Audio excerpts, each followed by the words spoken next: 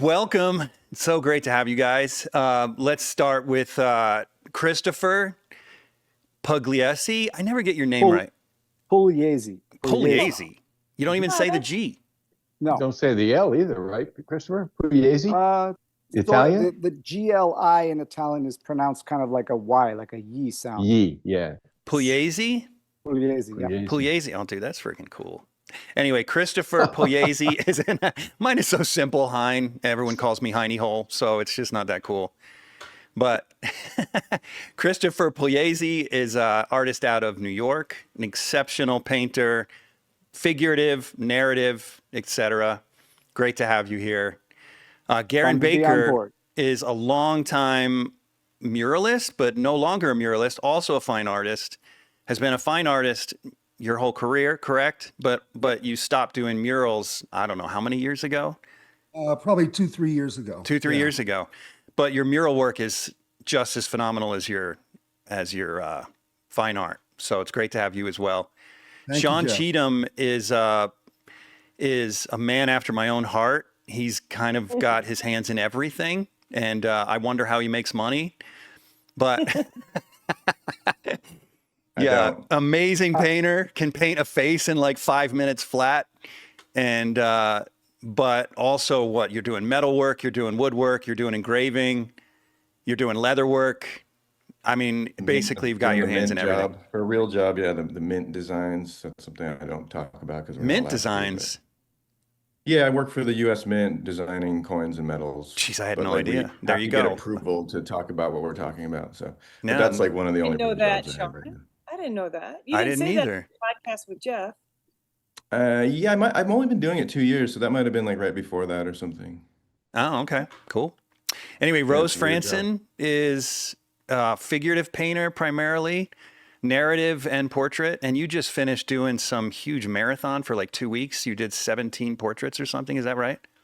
Yeah, in 2 weeks, 10 days of painting. Yeah, and that's your second time doing that. The first collection was of your hometown, which is now in a museum somewhere. Mm-hmm. Right? 180, but that was in a year. Oh, still. Well, you're fast as hell. Like, it's crazy how fast you are. Great, amazing painter. It's awesome to have you, Rose. Okay. And then Joe Paquette is an exceptional landscape painter. Joe, this is the honest truth. I've learned more from your podcast mostly because I'm not a landscape painter, but also because you're an extraordinary teacher and as well as an extraordinary painter. So I literally was landscape painting a couple months ago, and I put your podcast back on to remind me of all the stuff that I had learned from your podcast. I'm glad to be of service. Yeah, that was nice. I appreciate it. And I didn't even have to pay tuition. With this amazing crowd, man. Yeah, this is great. Such a talented group of artists here.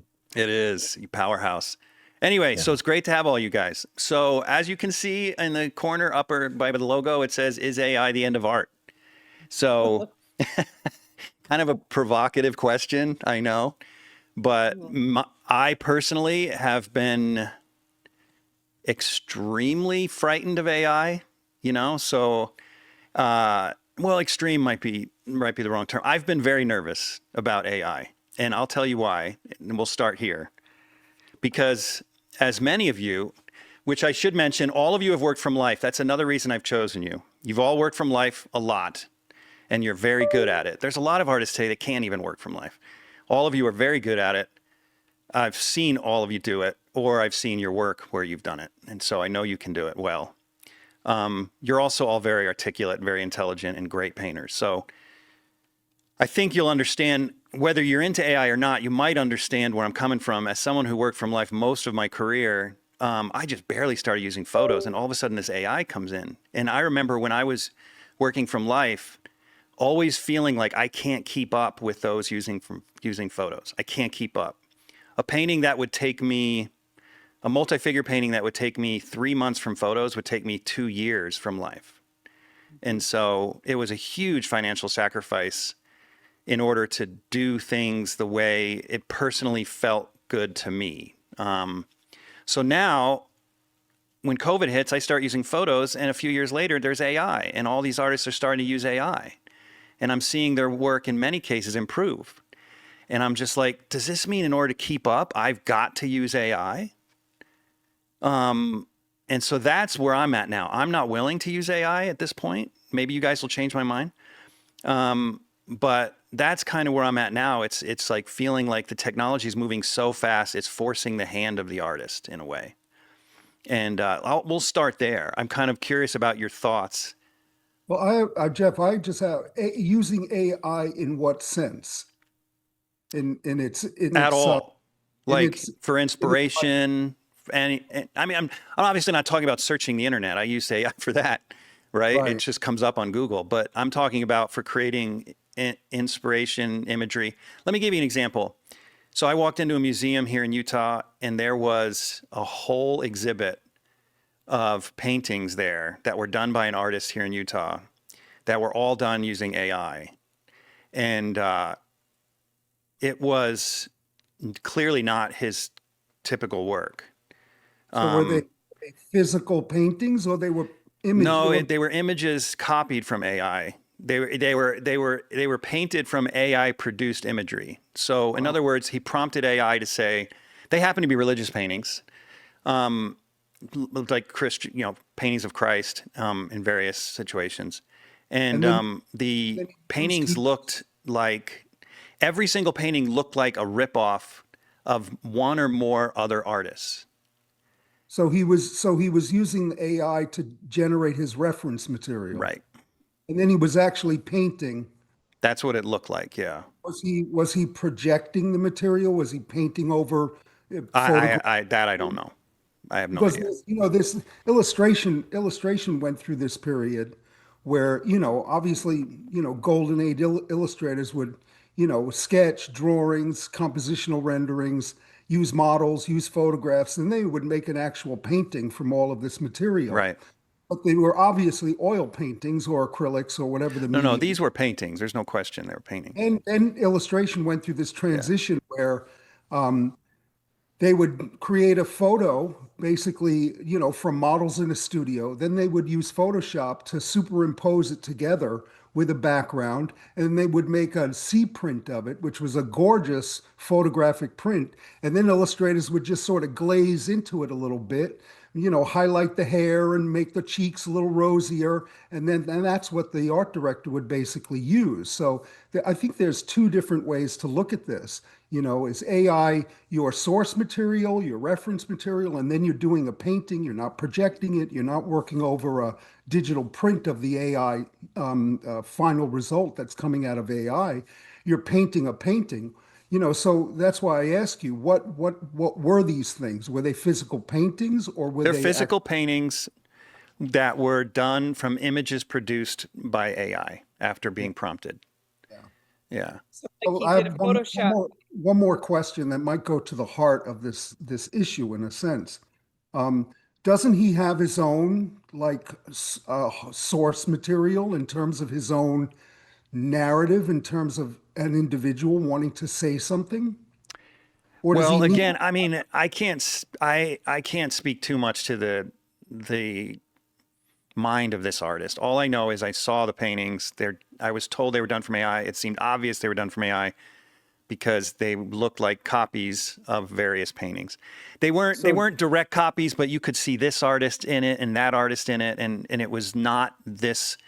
The original painter who used the AI and hadn't used it before because it wasn't available didn't paint like this until this series. It was, yeah. And it's not to pick on this painter, but the point is just to, to give an example of how AI has changed one individual's work, or, and I mean, maybe also sort of how you started, like why you were a little bit frightened. I mean, I'm using that word, but how you started this whole podcast, like, I'm not quite sure, how about discomforted by seeing this show? I mean, emotionally, it was like, geez, I'm working so hard and this guy does this, and it does. I mean, that makes you wonder, back to watching all these people get really good very quickly when they've, used Photoshop and photos even, and Right. you're after years of, the tedious, not really tedious, actually joyful learning how to paint from life.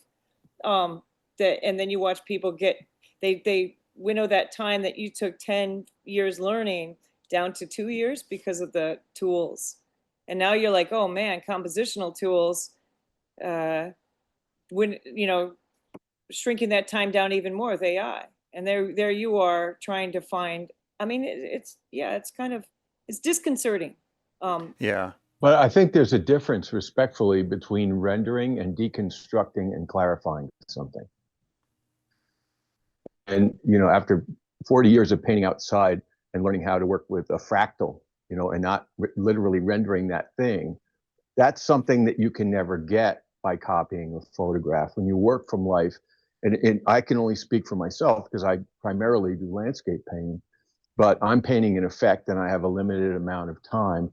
And that forces a level of decision making, hierarchical decision making, so that the clearer I am, the closer the painting is to be finished from the start. So it's not rendered at all. It's deconstructed and put together in a very hierarchical fashion.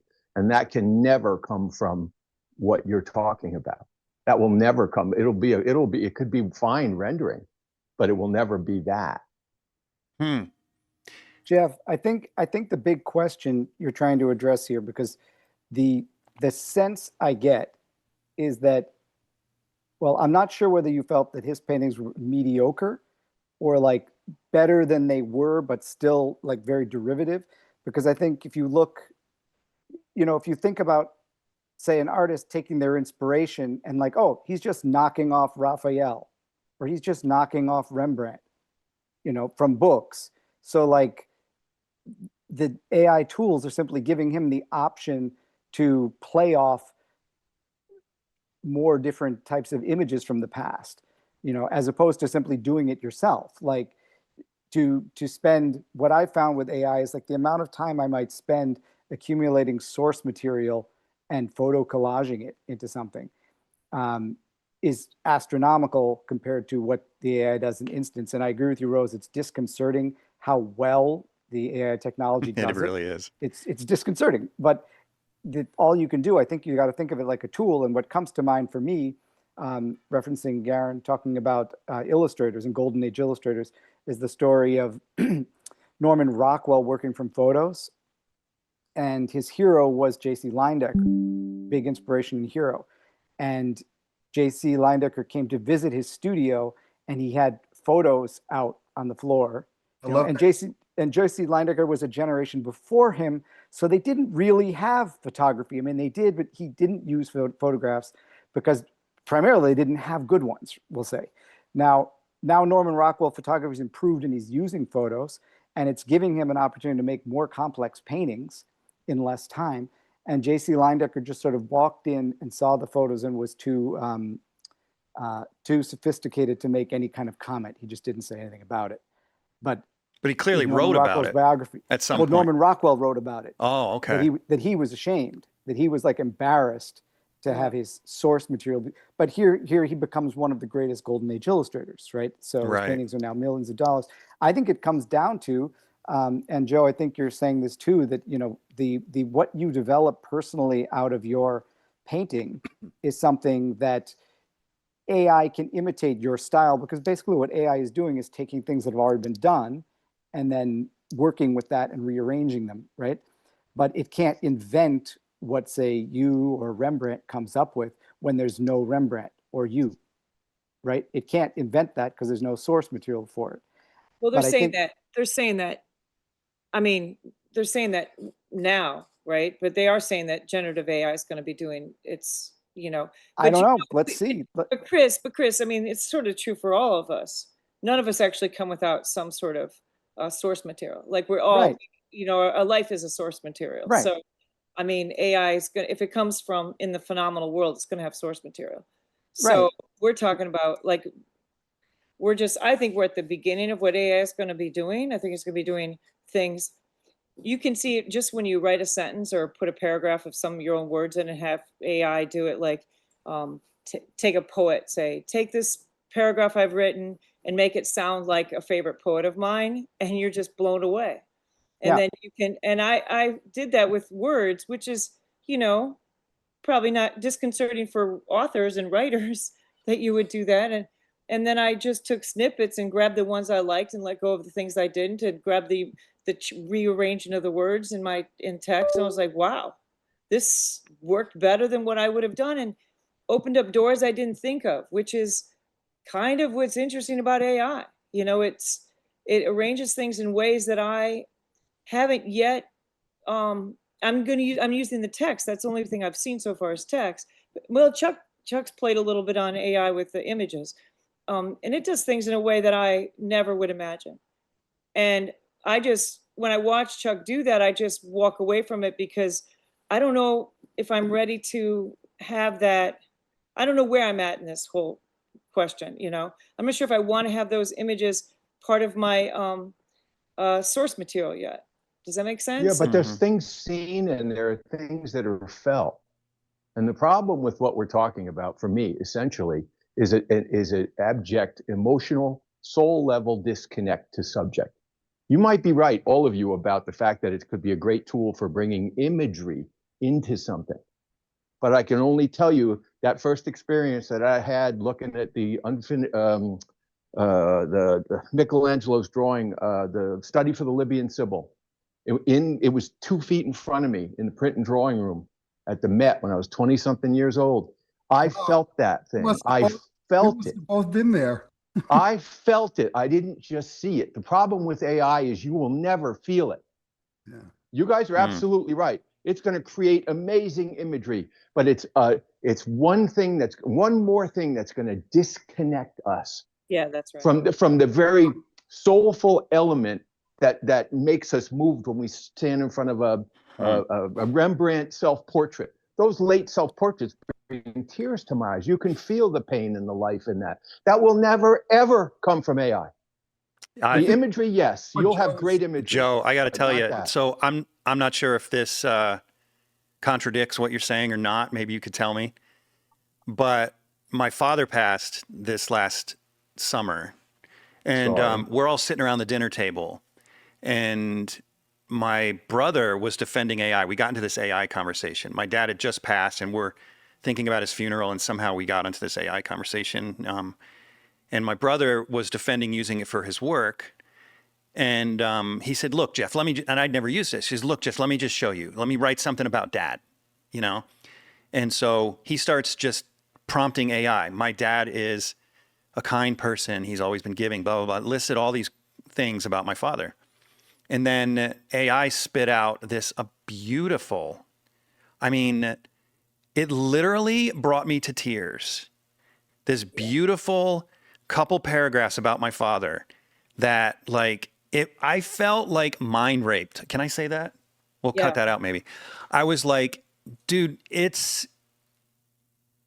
I felt completely manipulated by a machine, because it made me feel something and it wasn't coming from a human. And it freaked me out. I was like, what is happening right now? This feels strange. So it was picking up on, 1,000 years or 500 years of information, that was created by humans. It's juxtapositioning it in a digital format. I mean, the tool as a tool, the business of art, the writing your bios, the intro letter you might want to send a potential dealer or a gallery. It's great at that. I mean, it's unbelievably good at that. But I got to piggyback on what Joe was talking about, and what Rose was talking about as well. This is AI the end of art? It really depends on what you think about and what you sort of categorize as what is art. Art is, in my opinion, is very intention. It's full of intention. It's all intentionality.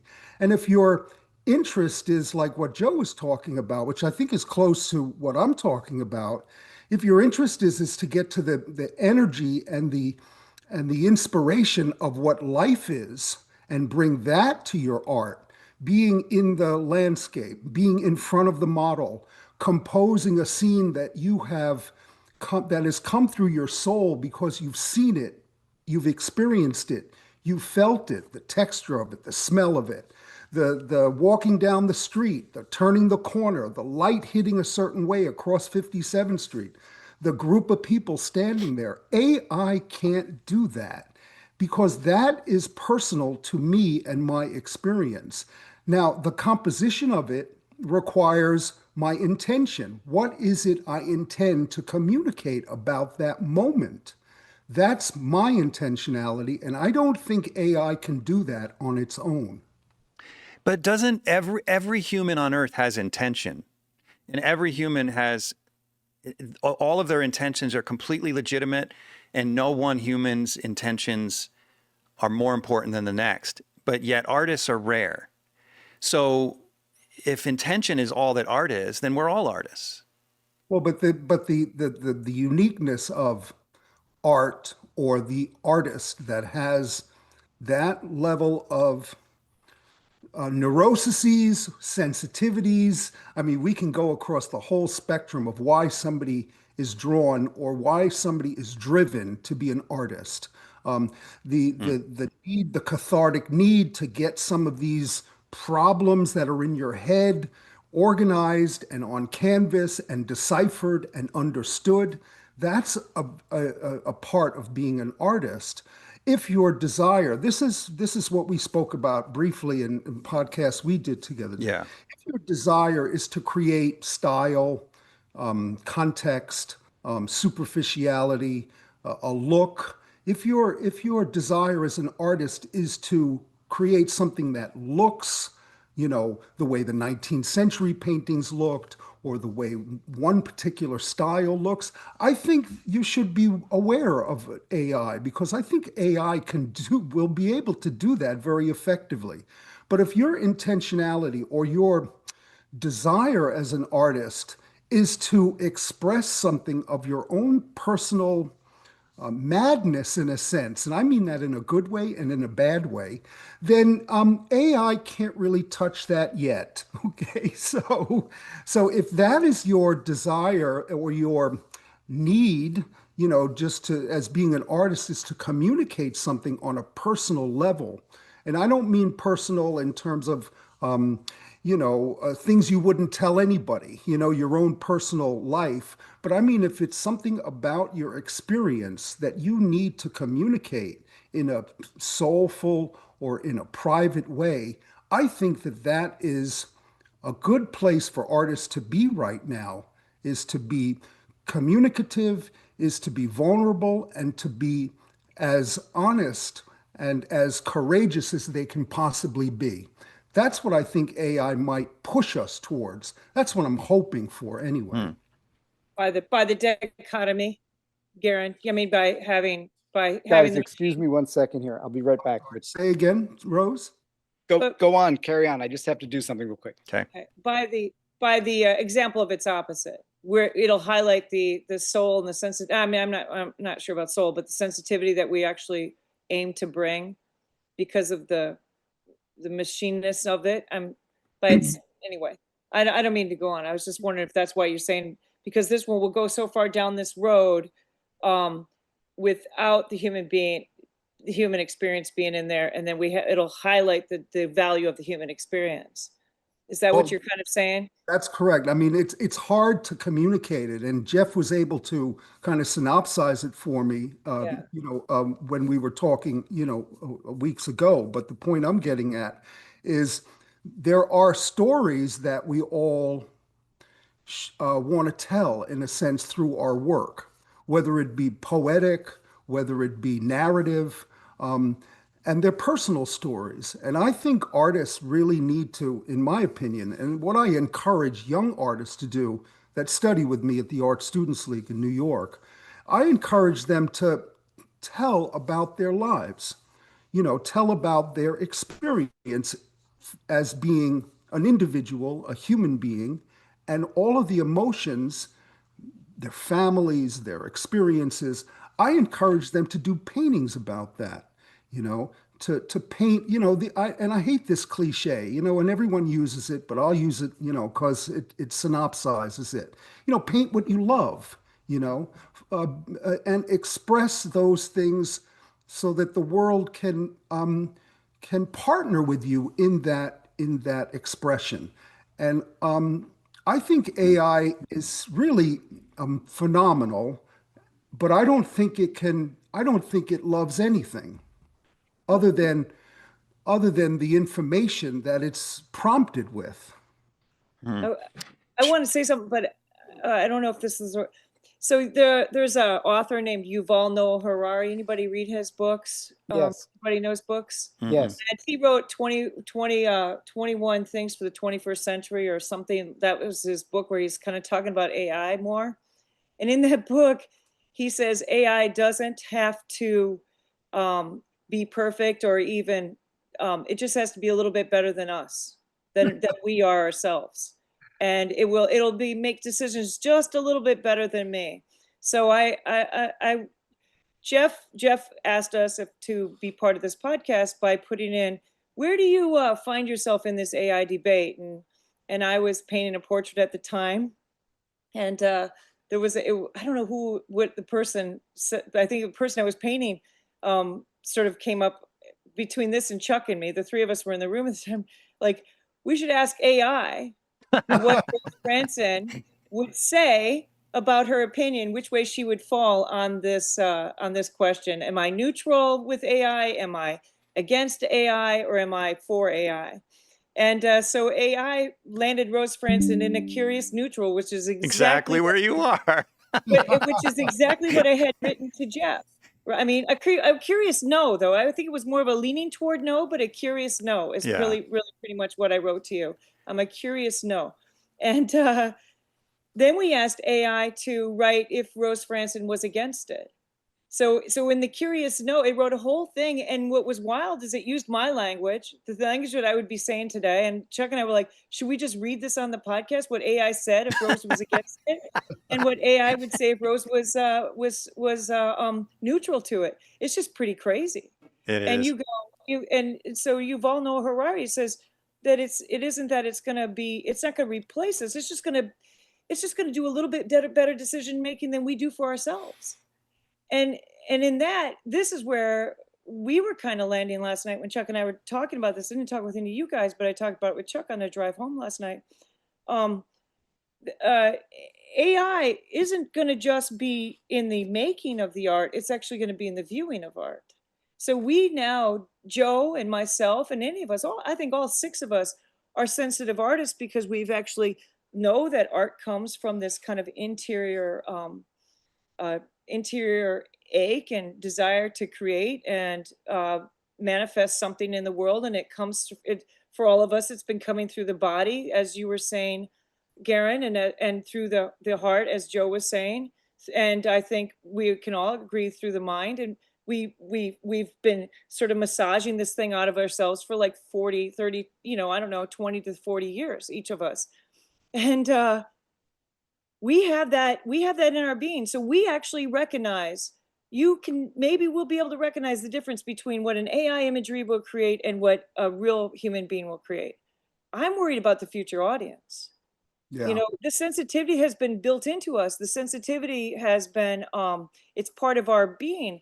But how is somebody who only grows up with AI art, with the phone, with this and that? Those are going to be the audience. They're like, you're talking about 25 and under. Okay.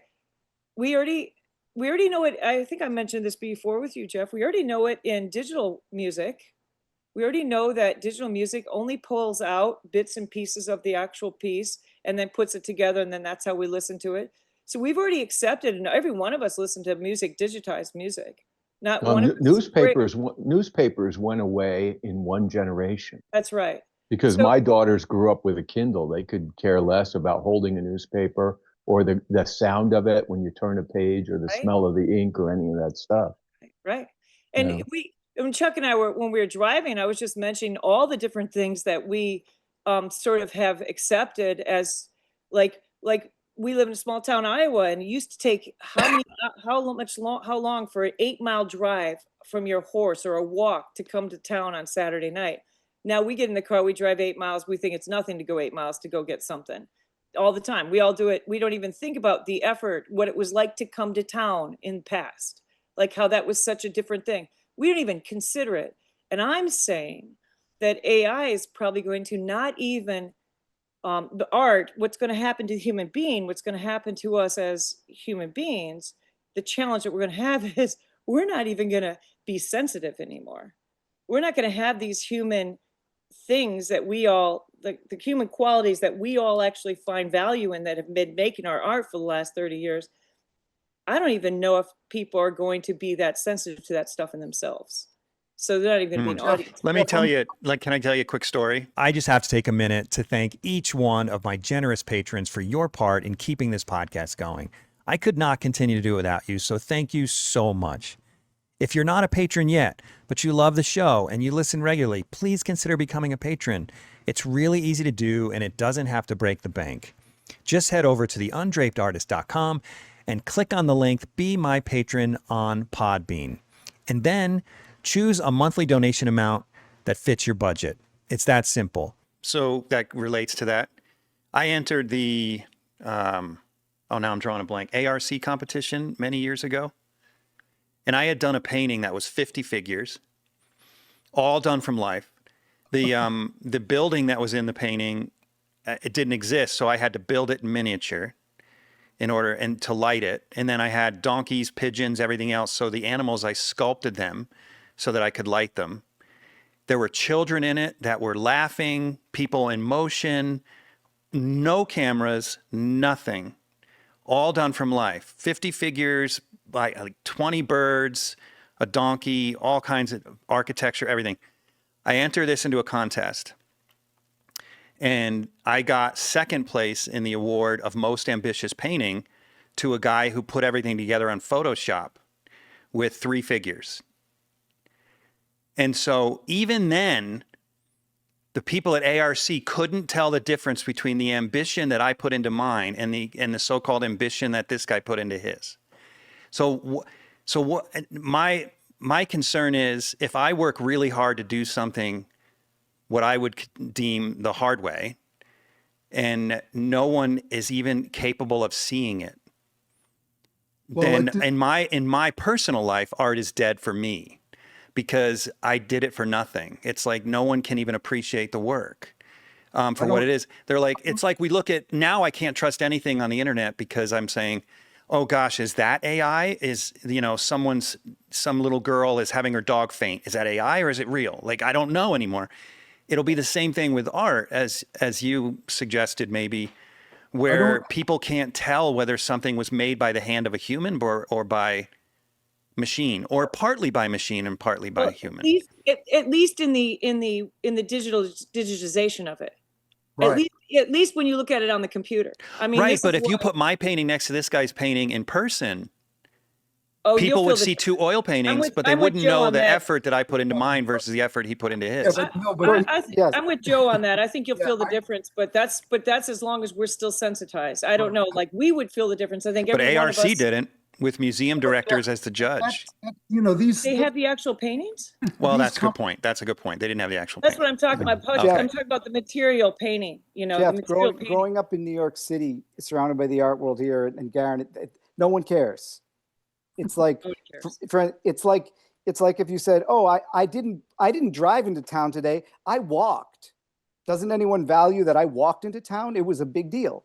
No one cares. What's going to matter in the end is how well your images hit an audience, and and whether AI can do it or not is already the question is done and over. It can, because we have things like films that are all done with CGI backgrounds and creatures, and we have CGI creatures. I don't think that's a fair comparison, though.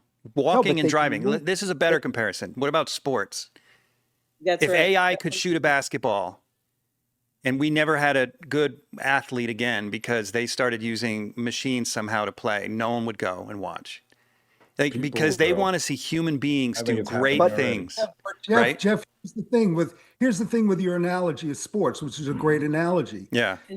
It's the agony of defeat or the glory of winning. That it's the human context Right. that makes sport so great. Any given Sunday, and that's the whoever wants it more. Whoever wants the puck, the ball, whatever. Whoever wants the achievement of winning more. That's the beauty of But sports. see, But see, can't painting be the that's same way? Like, I Let me just want to achieve let me great just finish. things in art. What- And Chris brings up being in New York because I really think that when you talked about arc, and I enter into arc and I enter in multi-figure compositions, street scenes, New York City, and I think that they're like very compelling. But I kind of, with a grain of salt, I say, what, they're looking, the first round of judging is taking place on a screen like this or a screen like this.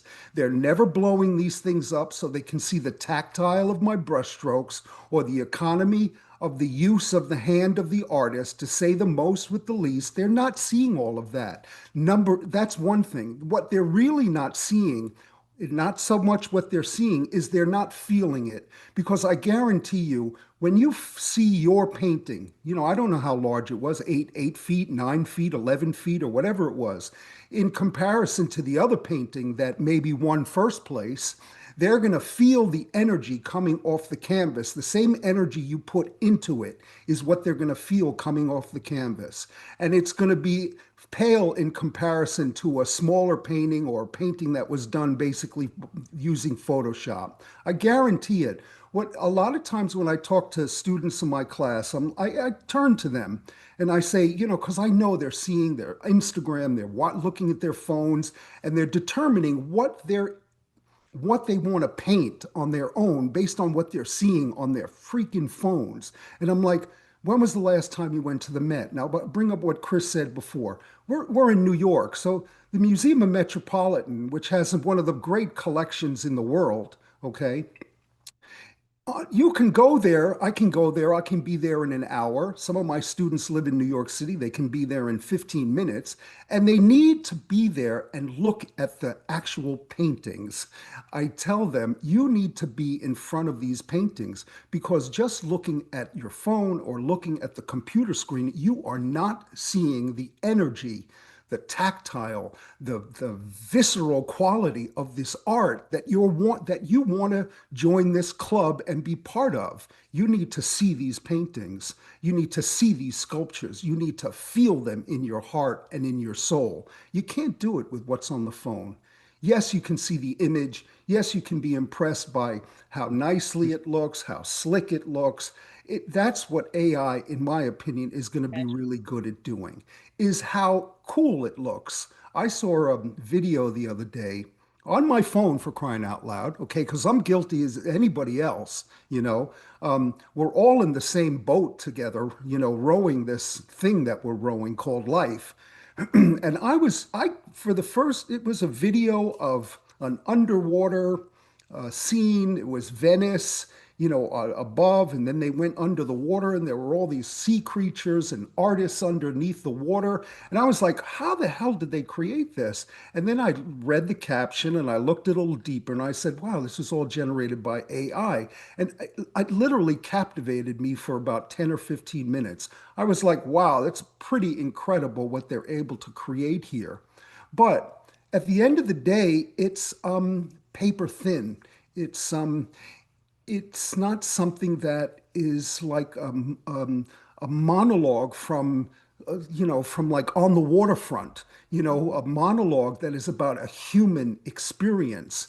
It was all very It's theatrical. exactly. It's theatrical. It's superficial, although it's very effective. CGI and all the things that Chris was mentioning before. It's really cool, but it doesn't touch my soul. It doesn't make me feel alive. It You does. know, Millet talked about this, Garen, a Yeah. hundred and some years ago. I have a great old book on him. And he said, when I was a student, because the town of Cherbourg put together a subscription to send him to study in Paris. And he was a plowboy. I mean, he was a farm kid. He said, when I got to Paris, I was told to go to the Luxembourg to see the Davids and the Delaroches. Everywhere I saw wax figures and marble visages. Going to the Luxembourg gave me my antipathy to the theater. Therefore, I think to paint well and naturally, one should avoid the theater. I don't know how you remember all this stuff, Joe. I forgot that about You're you. like a freaking computer. Speaking of AI, Well, it's, you're like you know, it's AI. just no, in it's just human form. it was just a great quote. Yeah, I want to man. hear what Sean has to say. Sean, Yeah, has I got said- lots. I got a specific question for you, Sean. So, Okay. like I had said earlier in the introduction, you and I relate on a lot of things because we both like to tinker around with other stuff. So, how do I form this question? Why you make knives, right? And you forge them Yep. on an anvil. And you obviously, like I said, you've done leather work. You made this beautiful chessboard. You've done so many incredible things. And you could just find a way to have a computer make these things, but you choose to smash metal onto an anvil. Yeah. And my could also assumption just is, and buy correct a me if knife I'm wrong, from somebody. my assumption is because there's something about, there's something in you that desires to be good at something and to make beautiful things with your hands, right? 100%. Yeah. I want your thoughts on this, but that's how I feel about painting. And being good at prep is just as much important to me as being good at painting. It's part of the painting process.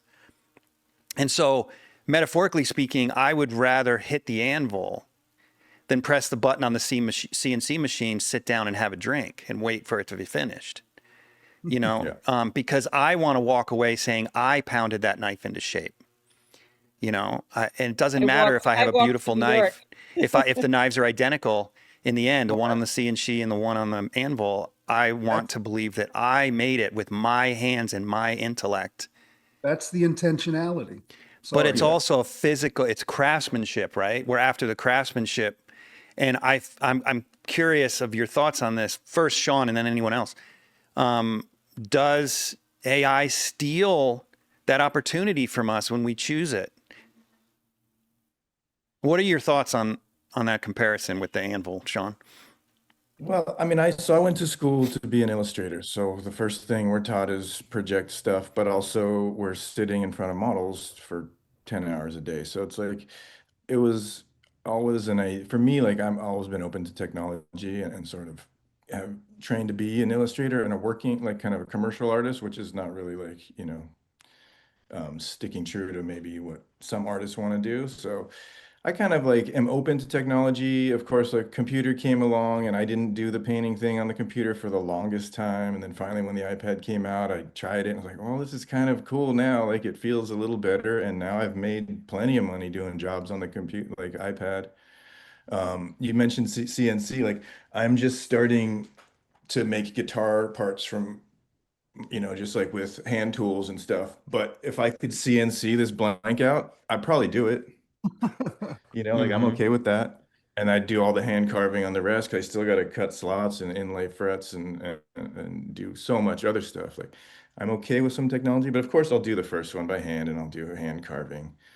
And then for like just as like for knives, I can't imagine like stock removal, like sending off a design and then having them laser cut out and then you just kind of like put handles on them and stuff. Like it's just not fun to me. And like I like making stuff. I don't like making stuff to get credit from other people. Like I just do it because I like to do it. Like if I didn't have to be on social media, if I didn't have to do whatever, be public, I would just stay home and make stuff and show nobody except maybe the people in my life, that are close to me, because that's just where I'm at with my creative stuff. But I also work as an artist, like I am okay with like making money doing something that I do love and sacrificing kind of the purity of it sometimes to make the money because I got to feed my family and I got to do all that, like there's a couple things I was thinking about too, like when you mentioned like the writing at your father's funeral. Like, if you were a professional writer, would you have thought it was so meaningful, or would you have like judged it differently? Like we can I don't judge know. AI paintings because we come at it from a history of like working hard at it, but like a lot of people don't and won't now at this point. It's not going to happen. People aren't going to be studying the same way they used to. So it's like maybe that writing to a writer was like, oh, this is kind of like pretty basic stuff, you know, like anybody could write that. Where it can tug on our heartstrings, where AI can do that with visuals too. Like it makes cool stuff. Like Aaron said, it makes cool looking stuff, you know, it's like, it's cool. But what's beyond that? That's just the surface, you know, there's nothing deeper to it. So I'm kind of on the fence. Like I play with it and I try to see the potential in it, but I don't. I think if you output a piece of AI and call that art, then I think that's a total hack. You know, you're not an artist. You're just somebody typing stuff in. But if you maybe like I use it, like say I need a pose of a body, you know, and I search the internet and I take somebody else's photo and I use that pose, like is that better than if I have AI make a new version of that pose that isn't somebody else's art already, somebody's photo, somebody's whatever, and then I use that as my reference just to get the pose? Like there's like kind of too many levels of like what's acceptable and what's not. I don't think it's like a right or wrong. But I think like, I mean, the fact that we're all having this meeting over the computer right now is kind of nuts, you know? It's kind of ironic, right? But Yes. I thought of that too. I mean, we're embracing technology. I was going to Yeah, walk I'm not into New completely York City and meet anti-technology. you guys. I would rather be sitting at a round table with you, but like, Yeah, but here don't we are, we drive can to do this, Utah which for is the interview. cool. Make sure you all walk. We're going to be purists. Yeah, I'll take our carriage. Or It is horse interesting buggy. that you say that, Sean. I forgot. I remember sitting at a round table with artists, and there was it was some event, some convention, and they had us collectively sit in round tables in this entire space. And boy, man, that was a powerful experience being in person. Somebody mentioned that to me, wanting to actually do the round table in person and recording them as a podcast. I can't remember who that was. Yeah. It was actually what you can do in that is you can all the body language is there. You're sensitive to all the body language. You're sensitive to somebody who wants to say something isn't saying something. You can interrupt and it doesn't seem like they're being cut off. Like here it's a little bit, one person at a time. And so there's a different kind of energy and the whole like the experience. I remember that we built something. It was almost like we built a pyramid in the middle of that table while we were Yeah. having that conversation. And Yeah, but I think respectfully, it goes back to what you were just saying. There's an infinity loop of energy between you and your subject, like there is if we were all sitting down at a table. I wish we all were, because this is wonderful. But it's the truth is the energy of that conversation is circumvented and turned into a mathematical language before it reaches us. So when that happens, that's the essence of the issue that I have with this. Because I know the times I've sat in front of a figure or to do a portrait or when I'm outside, it's so completely different than when I'm in the studio. And that magic of that language, it's a conversation. It's a conversation between you and the energy of that thing in front of you. And so I don't disagree with what Sean's saying. Yes, I'm sure from an imagery standpoint, it's going to be kind of infinite. But from an energetic standpoint, there's absolutely no way when something that whatever we say or whatever our intention is turned into a mathematical language and then spit back out to replicate something in that filter process, that thing is lost. Even though it's borrowing from artists who did have intentionality. Let's say you put in a prompt, make me a painting that looks like Waterhouse. And well, don't you guys are all singular artists, all of you. I mean, I know all of your work and it's, I can pick it out in a giant room. Okay. And the problem that I see it a lot with plein air painting is that, and because I've taught for a lot of years, and people are well-meaning, but they take a workshop here and they take a workshop here and they took a workshop there, and you know where I'm going with this, Jeff. And what they do then is they collect the mannerisms of the instructors. They're not, and so they're sewn together in this hideous amalgam of, it's like a Frankenstein thing, all sewn together. They got the head of Milt Kobayashi and the arms of David LaFell, and instead of finding the things that they all do beautifully in common, which makes them all really wonderful. And then outside of that, their subjective choices, they're looking for a shortcut. And that shortcut is is gleaning the mannerism. And so to speak to what you're saying, Jeff, I think the problem with that is when you look at that, like you said, this other artist, yeah, in the end, you guys, this is a circular conversation, because in the end, we all feel the way we feel, but people, are they going to care or not care about the difference? I think that's what all of this comes down to. And this decreasing sensitivity that we're all witnessing, whether it's in the grocery store or on the highway outside, there's a lack of civility. There's a wholesale lack of civility, kindness, awareness of others. And I think because of that, and I think our country right now, and not to get in the weeds, but our leadership, everything is a byproduct. It's an illustration of where we are as a people. And I think the further we get from this deep connection to something and that sensitivity and that awareness, you're right, the imagery might be absolutely profound. But the same frickin' thing happened in the salon. If you look at the salon from 1870 to 1900, the paintings got larger, they got more violent, they got more sexual. You see these pictures of these people, 3 or 4 guys on ladders putting up these giant, everybody scrambling for attention. And it was after a certain point, and then you have somebody like Bastien Lepage, who basically was this withered little guy who loved where he lived, and he painted the people he loved. And everybody now is, after, if they see what he's doing, they're missing the point. They start painting goose girls because he painted a goose girl. What they don't get is he had a connection to that goose girl, right? That there was this deep sensitivity there. And so in lack of sensitivity, we always move towards subject matter. And I think AI is always going to win when it comes to subject. And it's going to be powerful. It's going to be overwhelming. Whistler would not survive today with his paintings. They're too quiet. People noticed door hinges 100 years ago. There was decorative stamping on door hinges. Right. We could give a shit about door hinges. We don't give a shit about each other when we're in the grocery store. So I think in the end, that we're all pining for connection. That's it. On the most human, basic level, and all of you are really sensitive with what you do. I know you do because I know all of your work. I mean, we've never met, Sean or Christopher, but I've known your work for years, and I've always admired the sensitivity of it. Subject, after a while, just gets really, it bores the living daylights out of me. Tell me what you love, even in a crude way. That's more interesting to me than seeing something that I've seen 1,000 times before. Jeff, I think the real challenge, and it's probably, a challenge that, has existed, for the longest time.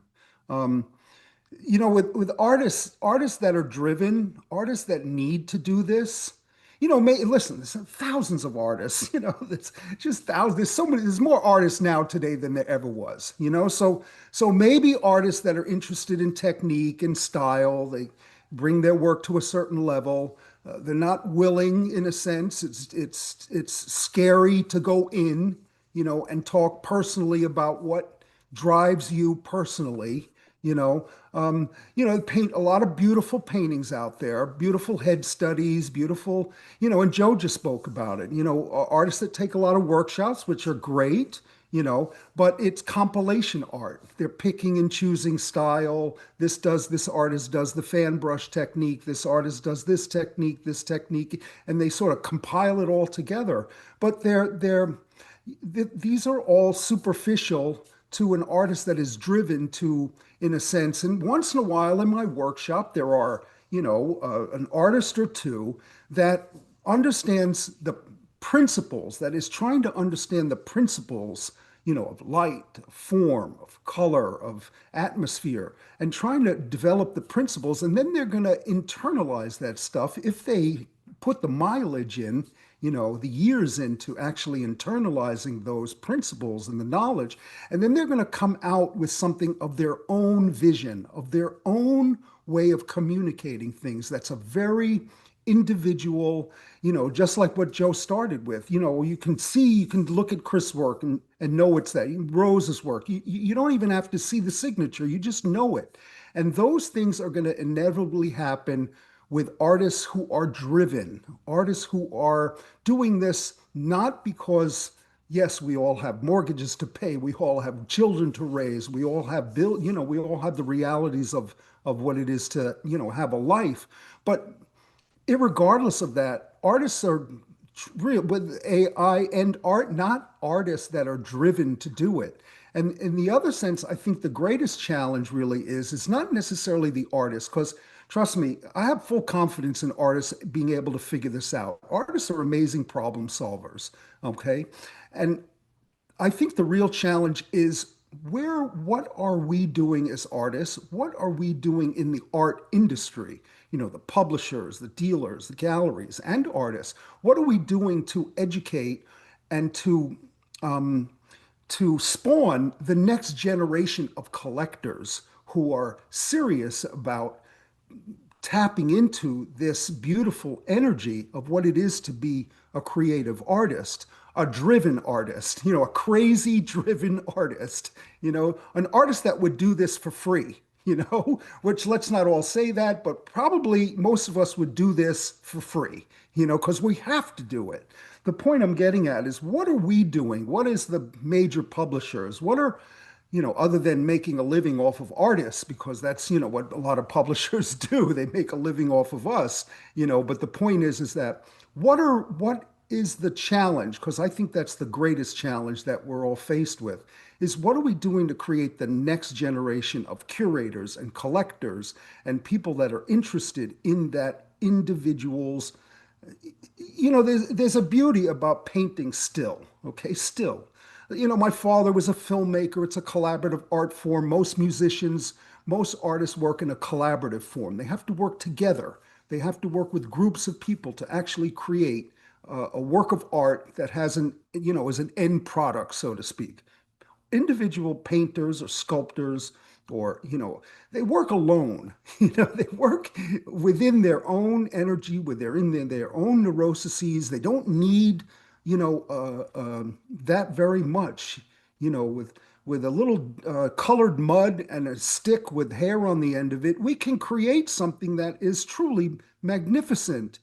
What are we doing to educate the next generation of art connoisseurship, which can distinguish the difference between what's on your iPhone, what's generated by a computer, and what's generated by the madness of the humanity of this artist?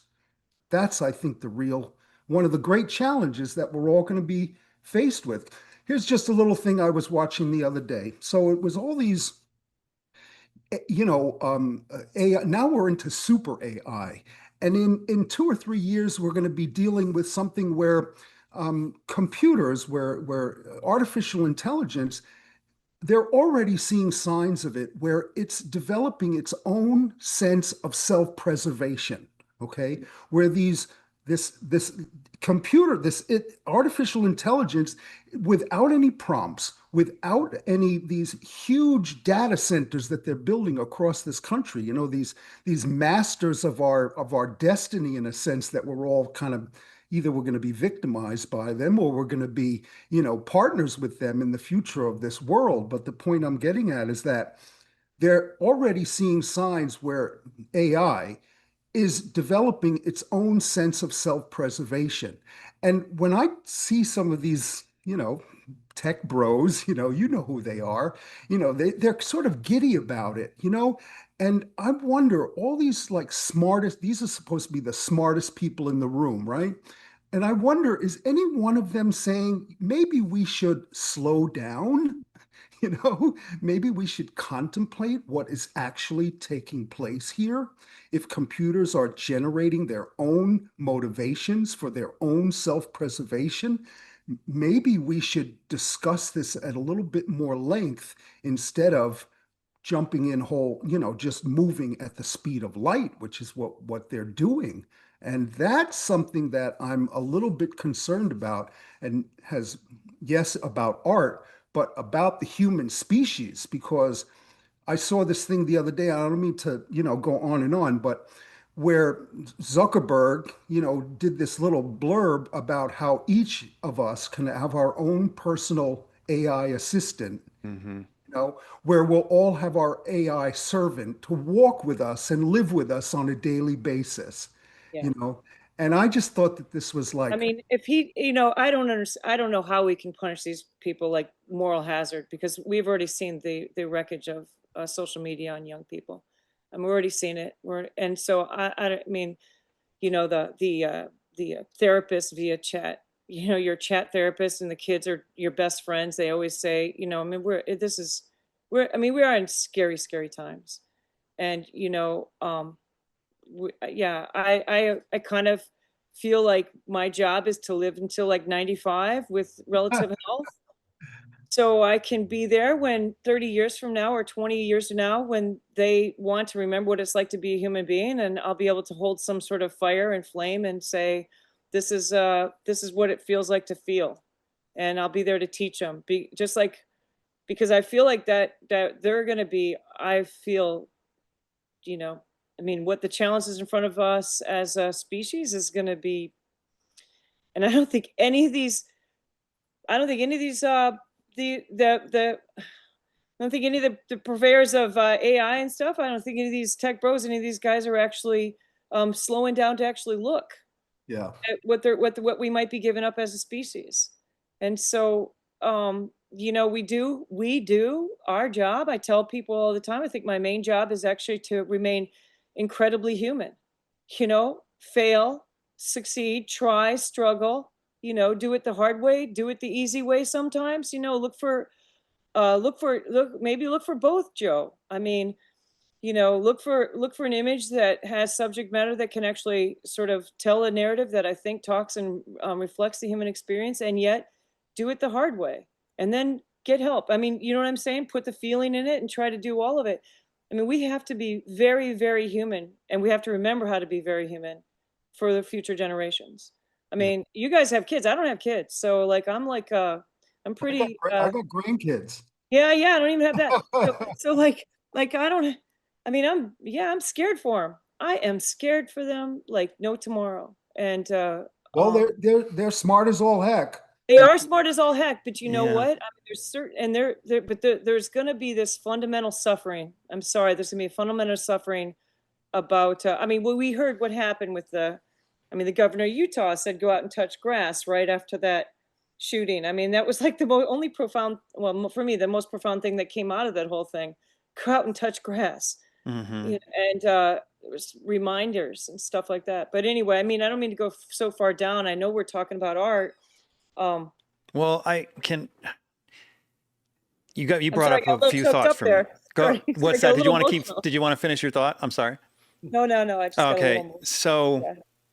this idea of touching grass is, and what Garen said gave me a couple thoughts. I'm trying to formulate them in my head now. But one of the theories that I have with AI, and I'm going to tie this particularly to art, but I think in everything. I mean, nowadays, when I go to the doctor, if something is wrong with my neck, they send me the neck doctor. If something's wrong with my ear, they send me the ear doctor. If something's wrong with my toe, they send me the foot doctor. It's like, do you know anything? Like, I mean, people are so specialized today. It's absolutely ridiculous. I mean, if you ask someone what their talent is, if they can name one, they're lucky. If they can name two, they're genius. If they can name three, they're not human. Right? And it's I gotta like, tell you, in Jeff, this day one and night- age, and yeah. with AI, it's only going to get worse. And I believe that in 20 years, we'll have 95% idiots in this world and 5% geniuses, because we need 5% geniuses to keep the AI going. And then the AI will make everyone else an idiot. Because right. instead of going out and touching grass, instead of, and in my case with, when it comes to painting, part of the reason why, as I put it with Sean, I want to hit the anvil is because I want to stimulate the neurons in my brain in every aspect of my life. I want to build the sets. I want to make the costumes. I want to do it all because I want to be a whole human. I want to be complete. I want to be able to do everything. And to me, being an artist is more than just creating an image. It's about being great at something. And that's what I want to strive for, to be great at not just something, but everything involved in the process. And I feel like, just like Instagram is stealing the lives of kids. I mean, there are so many kids that spend every waking hour of the day on the computer, and those kids are not getting talents. They're not learning things that are meaningful. They might learn how to play video games. They might learn all kinds of random information about politics and the newest haircut style or whatever, but they're not learning how to use their hands. They're not learning how to fix things. They're not learning how to build. They're just sitting behind their computers. And I fear that with AI, it's dragging us artists into that position where now we can create images without working that hard. And so what does that do to our brains as artists? And what does that do to our humanity if we're limiting all of our potential Jeff, can I interrupt down to you for a second? one little goal, to create an image that moves people? That's it. If that's the end goal, then we've lost our humanity, in my opinion. Go ahead. Jeff, Yeah, go ahead. I mean, first of all, I agree with everything you're all saying. I think everyone has interesting things they're bringing up in it, and they're all on the mark. I think that predictions that I heard, Jeff, and I heard this 10 years ago or more, were that the world was going to divide in two directions: the people who go towards physical and the people that go towards virtual. Because we are, like, we're doing something that I think what's coming out from what everyone's saying about painting and feeling it and knowing whose paintings are, this is all connoisseurship, right? This is extreme level of connoisseurship. Like, like Sean said about what would a writer think about what the AI wrote, right? This is the level of connoisseurship. We're involved in a certain subculture that has specific things that we relate to, that we train for, and we're sensitive to them because we train. Like when I was teaching anatomy at the New York Academy of Art, I realized this was like a very difficult day when I realized these people that I'm teaching, I'm having to teach them what the figure looks like. That's like a central problem. Because if people don't know, like if they can't look at it and say, oh, that leg's not anatomically correct, then they're like the hyper audience. They're not just the audience. They're the people who are learning how to do this. And the fact is that they're having to be educated in it to see the difference, which is to say that people aren't going to see the difference, which is to say to the audience, it doesn't matter. And when you look at what's going on with AI, like our subculture is becoming and is going to be something for people who want bespoke things, people who want to connect with other humans. They want to know that someone made this object. They want your story. They want to know you. We're going in that direction, while the other half of the world is going towards being in spaces like the Dome in Las Vegas that are going to be these virtual reality experiences that no painting can compete with, that you'll sit at home and put your goggles on and you're going to go into a different world, and 3 days later you'll come out because you need to stretch. Right? Or you can put your consciousness into like a drone, and you're in a drone, you're at I'm home dying in your chair inside. with a This is heating tube, awful. and your drone is going around and visiting people, which, we're already in theory doing this because none of us are in the same room. We're virtually meeting through this connection.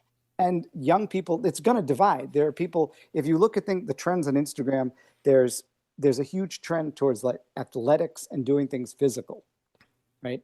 Dance videos. That's like, there's a huge side of people want something that's being done that involves physical, which is ultimately like what you're talking about the experience of doing things. And then there's another side that's just going to go completely, they're going to get lost in their phones and into virtual realities.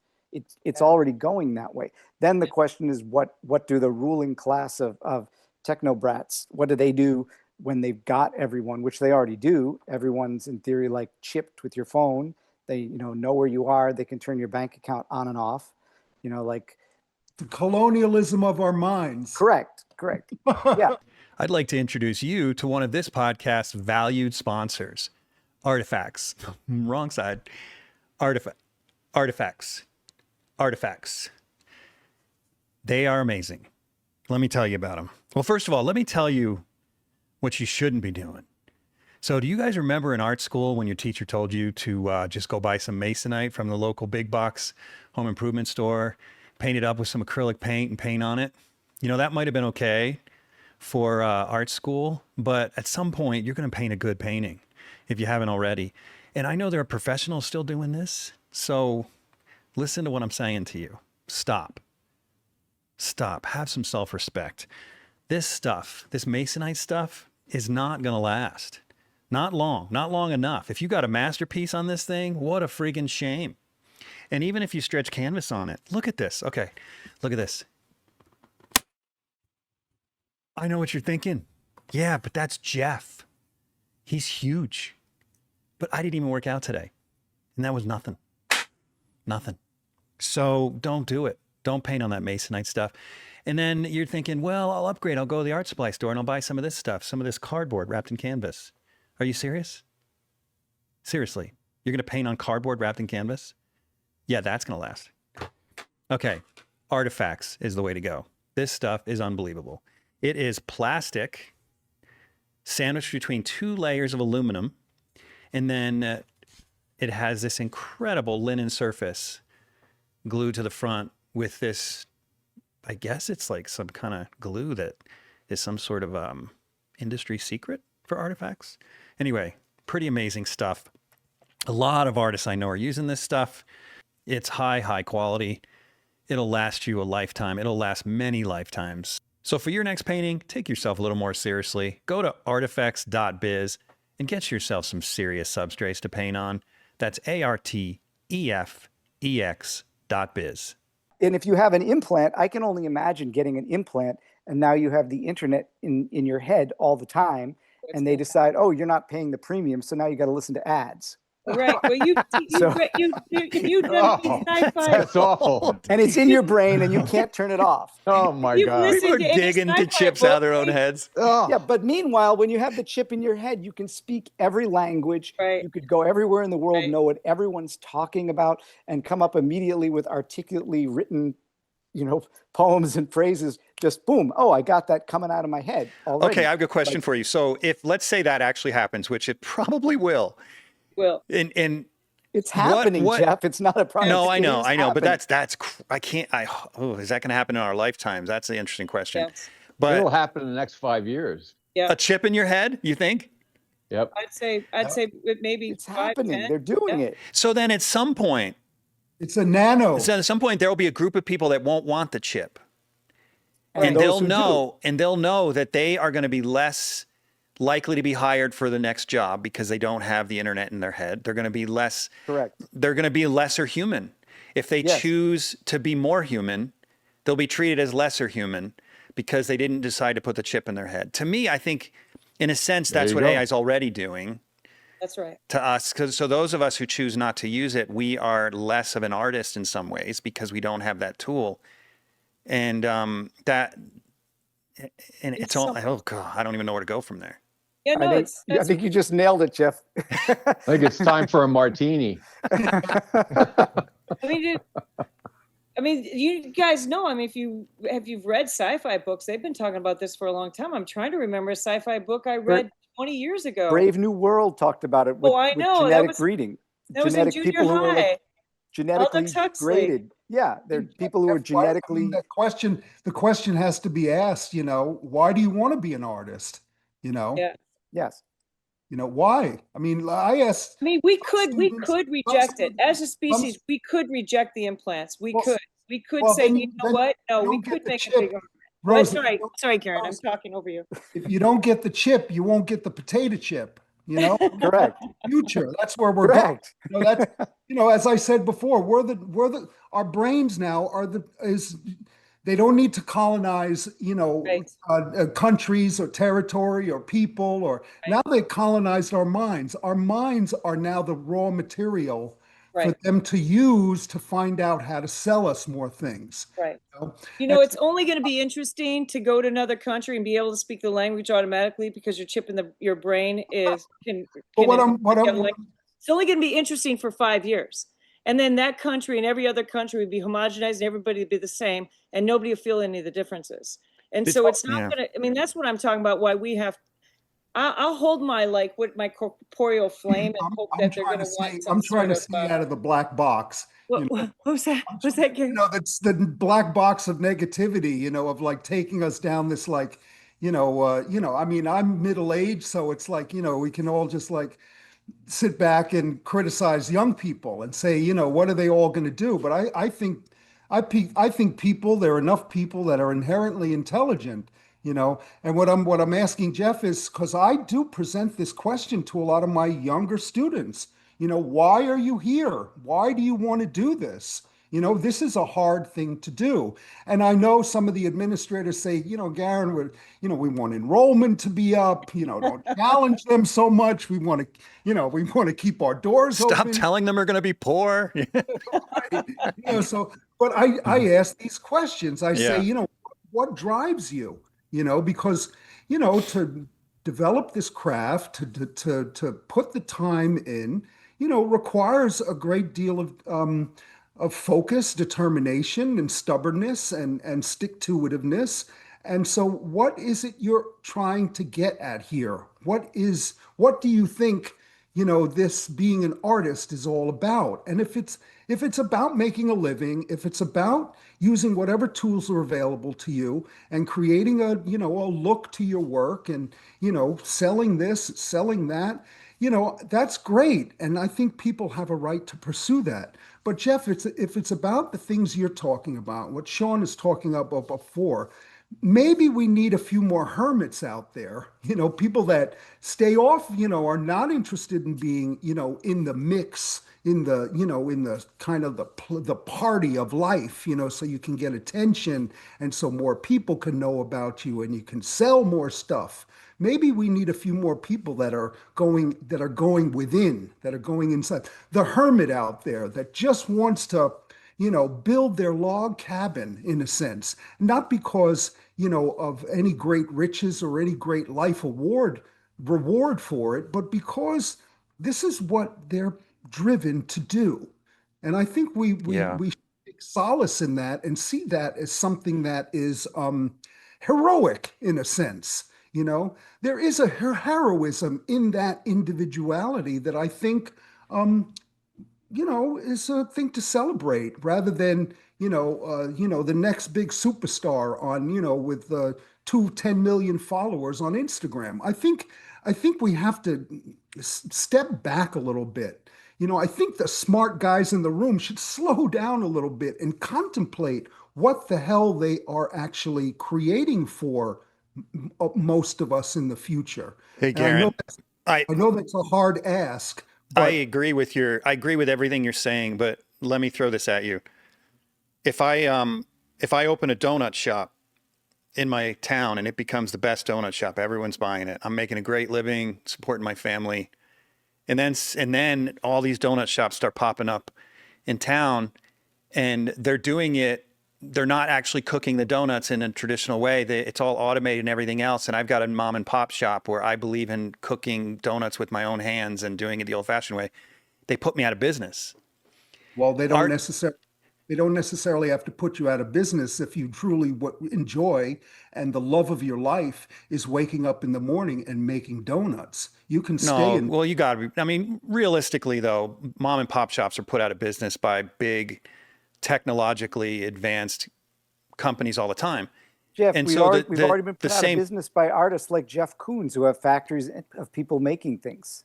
well, let me finish my point. So the point is, if someone chooses to be a hermit, they have to compete in a world with AI where other artists are not choosing to be hermits. So they're producing work at extraordinarily fast rates compared to the hermit. Therefore, they're setting the bar really high where a hermit can't reach it. And therefore the hermit's going to go out of business. Well, what my question really is, and yes, if you open up a store, you need customers. Okay, Right. I grant you that. Yeah. But there's also the question is, what are you as an artist? What are you competing against? Well, that's a complicated question. I mean, ultimately, when you're standing at the easel, you're competing against yourself.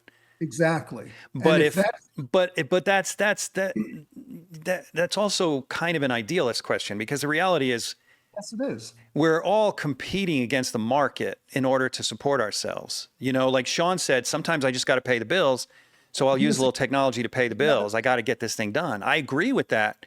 agree with that sensibility. Like sometimes you got kids at home, you got to take care of the bills. Like, Jeff, here's another thing for the future to think about. yeah. So let's just say, and I'm just hypothetical because I hear other people's much smarter than me talking about this. Let's say AI in 10, 15, 20 years, and human intelligence also evolves a little bit because AI is now helping us to get smarter, hopefully, because they're going to be much smarter than we are, in 5, 10 years, So maybe we get smarter and we realize that all of that middle management stuff that AI can do is going to put thousands, millions, hundreds of millions of people out of work. Okay. And so there are people talking about in other countries and maybe in a couple of states in the United States, talking about a guaranteed annual income where through the wealth and the riches that are created in the future, and maybe we could distribute it a little bit better. That would probably be a smart thing to do, to distribute things a little bit better. Maybe in the future, humans will have more leisure time. And this thing about a 40-hour work week and an 8-hour work day might go the way of the horse and buggy, where maybe you work 20 hours a week and the rest of the time you're given the opportunity to smell the grass and to travel. Well, we can all wait for that, but in the It's very meantime, What I'm optimistic. saying is that's where I think humanity is moving. Well, wait, but Oh, here's God. the catch, Garen. Here's the catch. What's the You got to catch? get paid through your chip in your brain. yeah, So you got a Yeah. Venmo account in your head.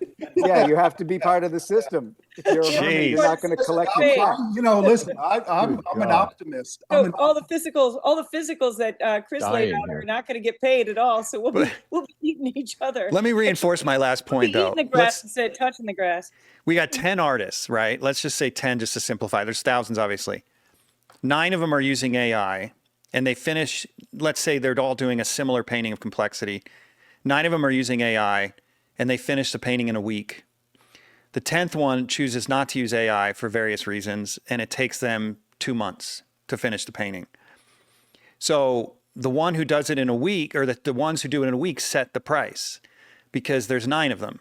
So they can charge, because it's only a week's worth of work, they can live off of, $2,000 for the painting. Where the one who took 2 months, they can't live on $2,000. They need to charge like, who knows how much, $25,000, $30,000, $40,000 for the same painting. So to me, that's a real issue. Like that, Yes. that is going to happen, where if you don't choose AI, you will be the slowest painter in the painting community, and the prices will be set by the faster painters.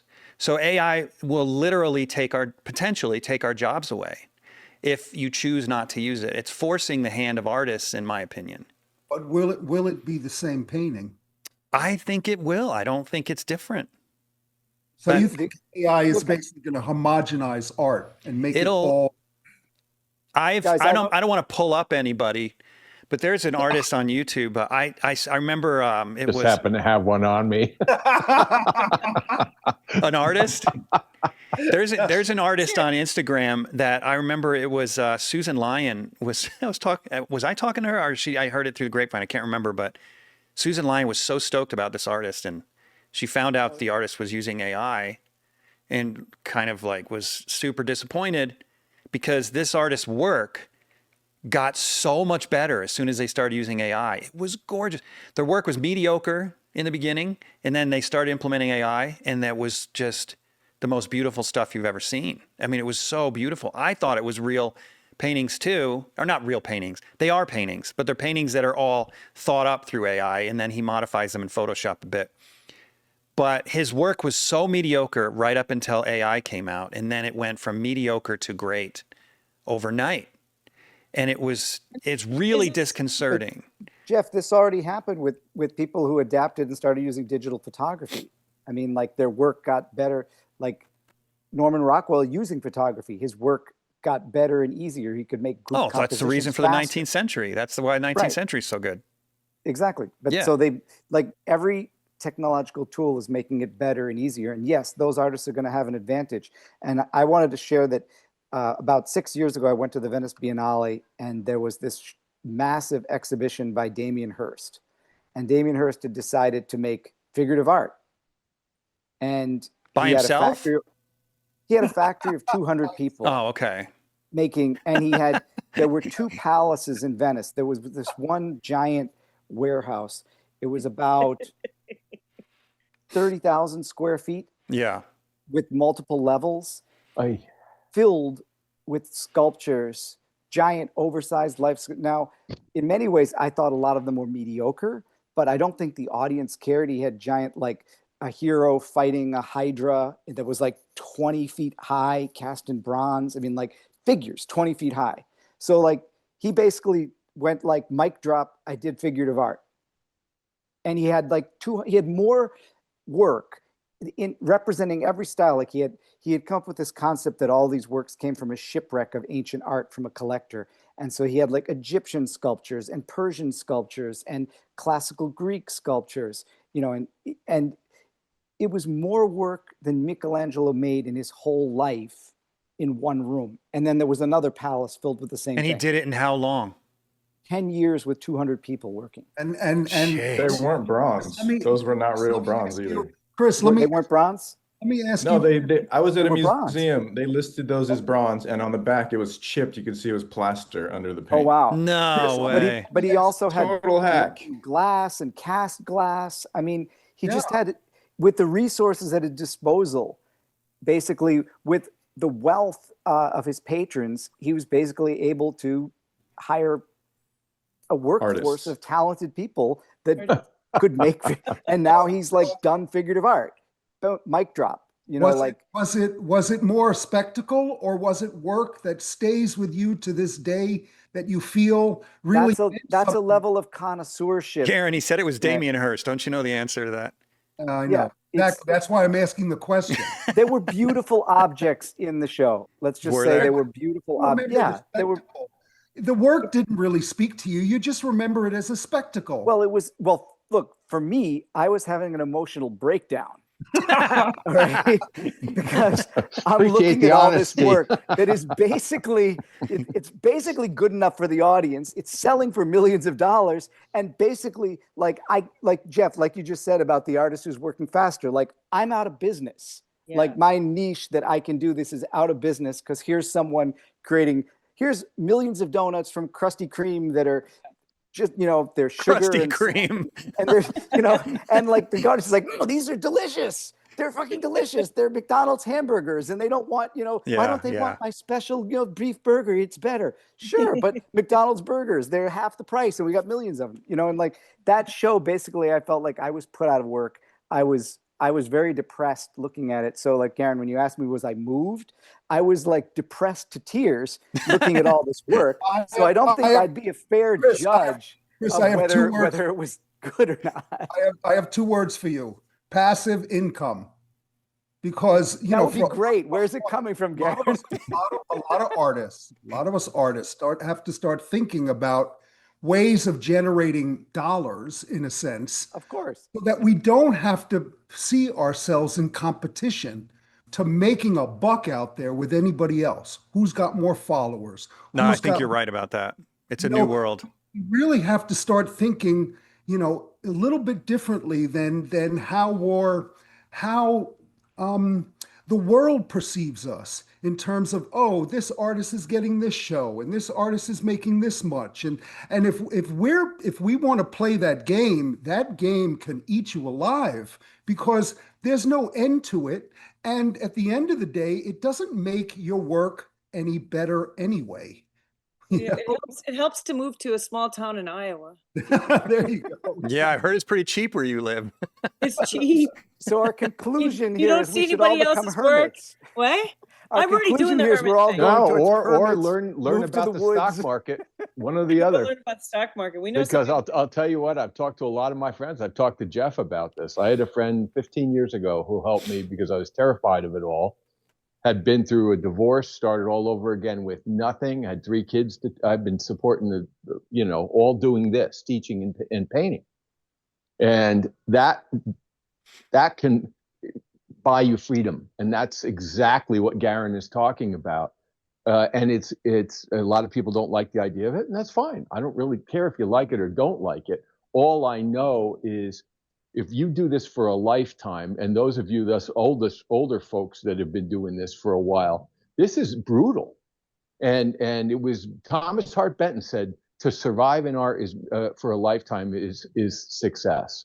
To merely survive in the pursuit of it is a success. And I think the idea of passive income, whatever that means to you, is really wise.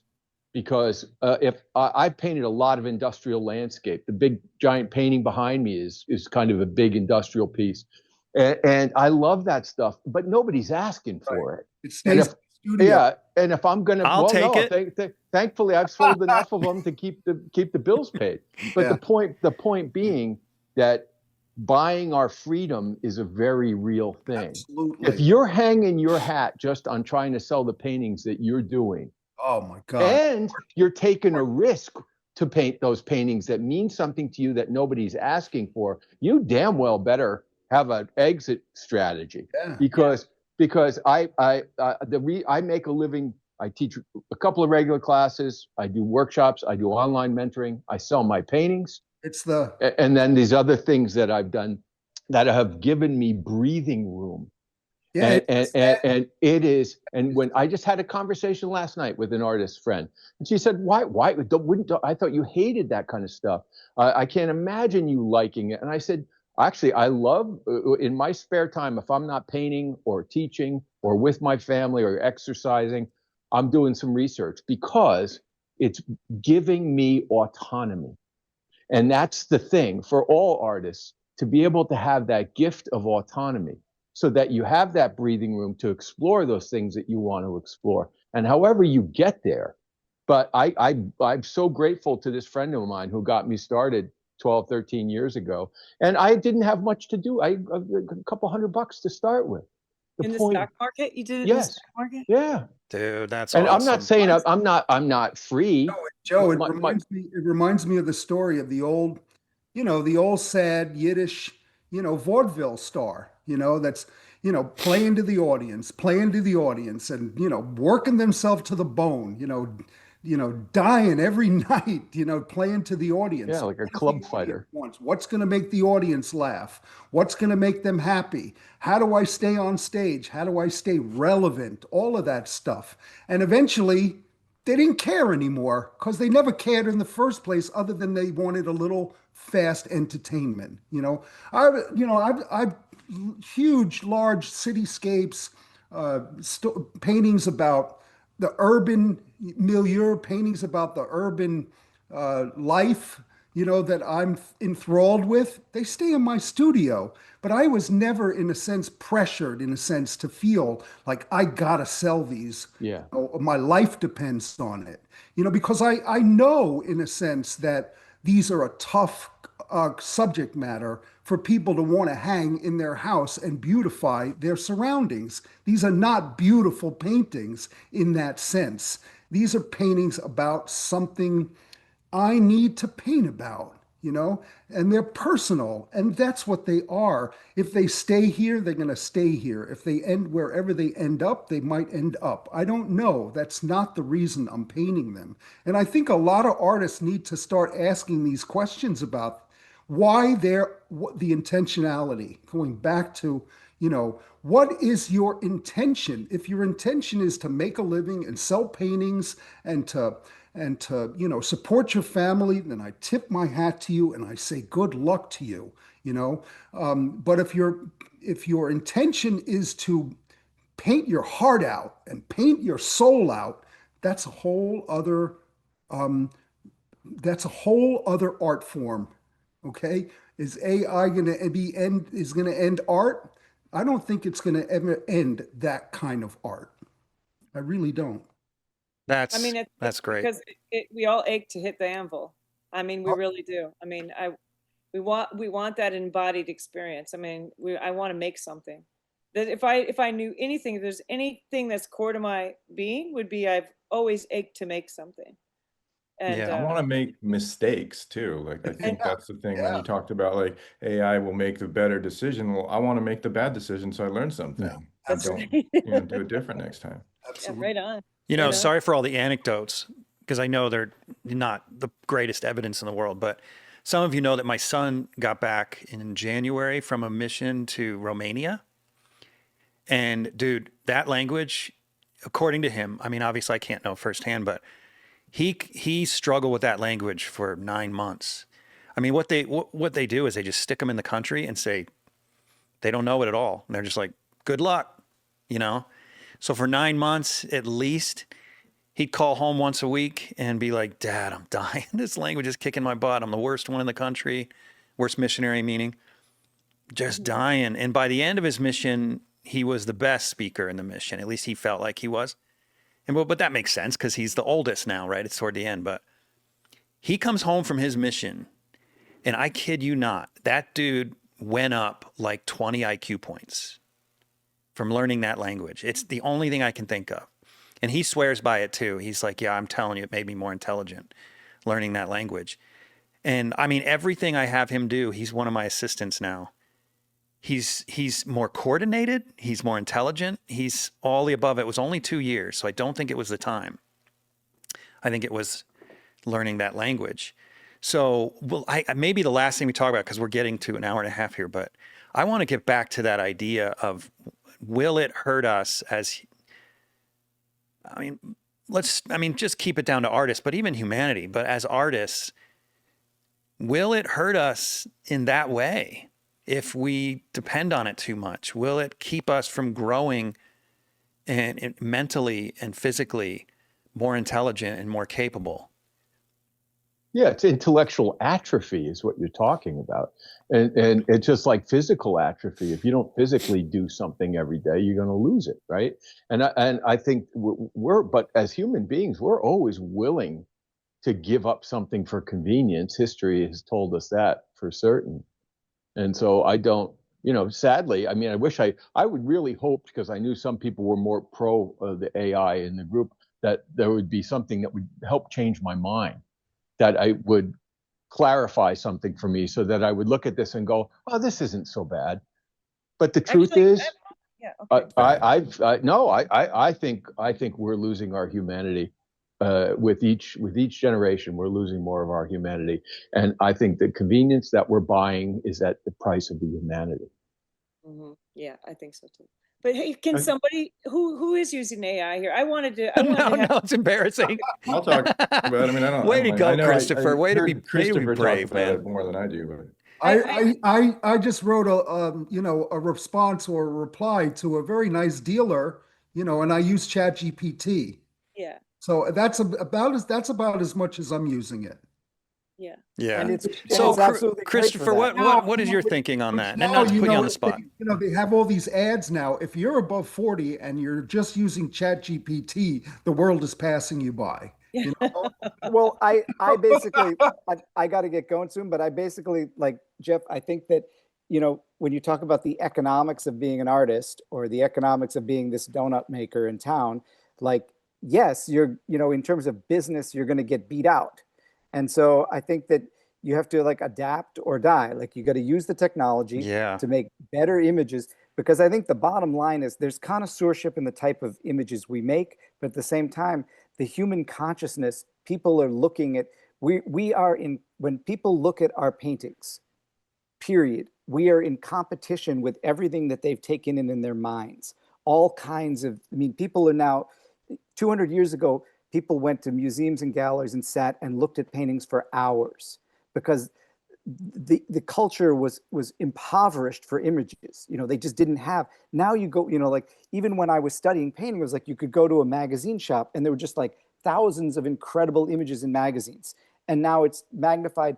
I can go on the internet and all of us can look at the entire history of art, hundreds of thousands of images in an afternoon. So the amount that's in your consciousness, I've been finding it difficult because I'm trying to like sit down and like take all this in, and how do I adapt and make images that are moving to me when you've seen so many images that in some ways you become desensitized to them.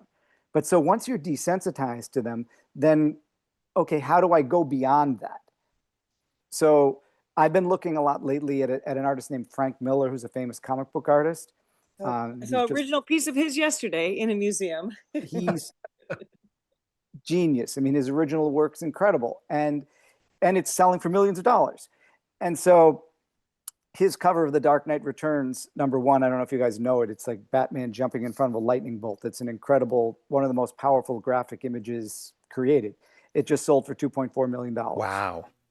So, you know, he's in this zone outside of the art world, but he's involved with storytelling, and his motto is push the frame.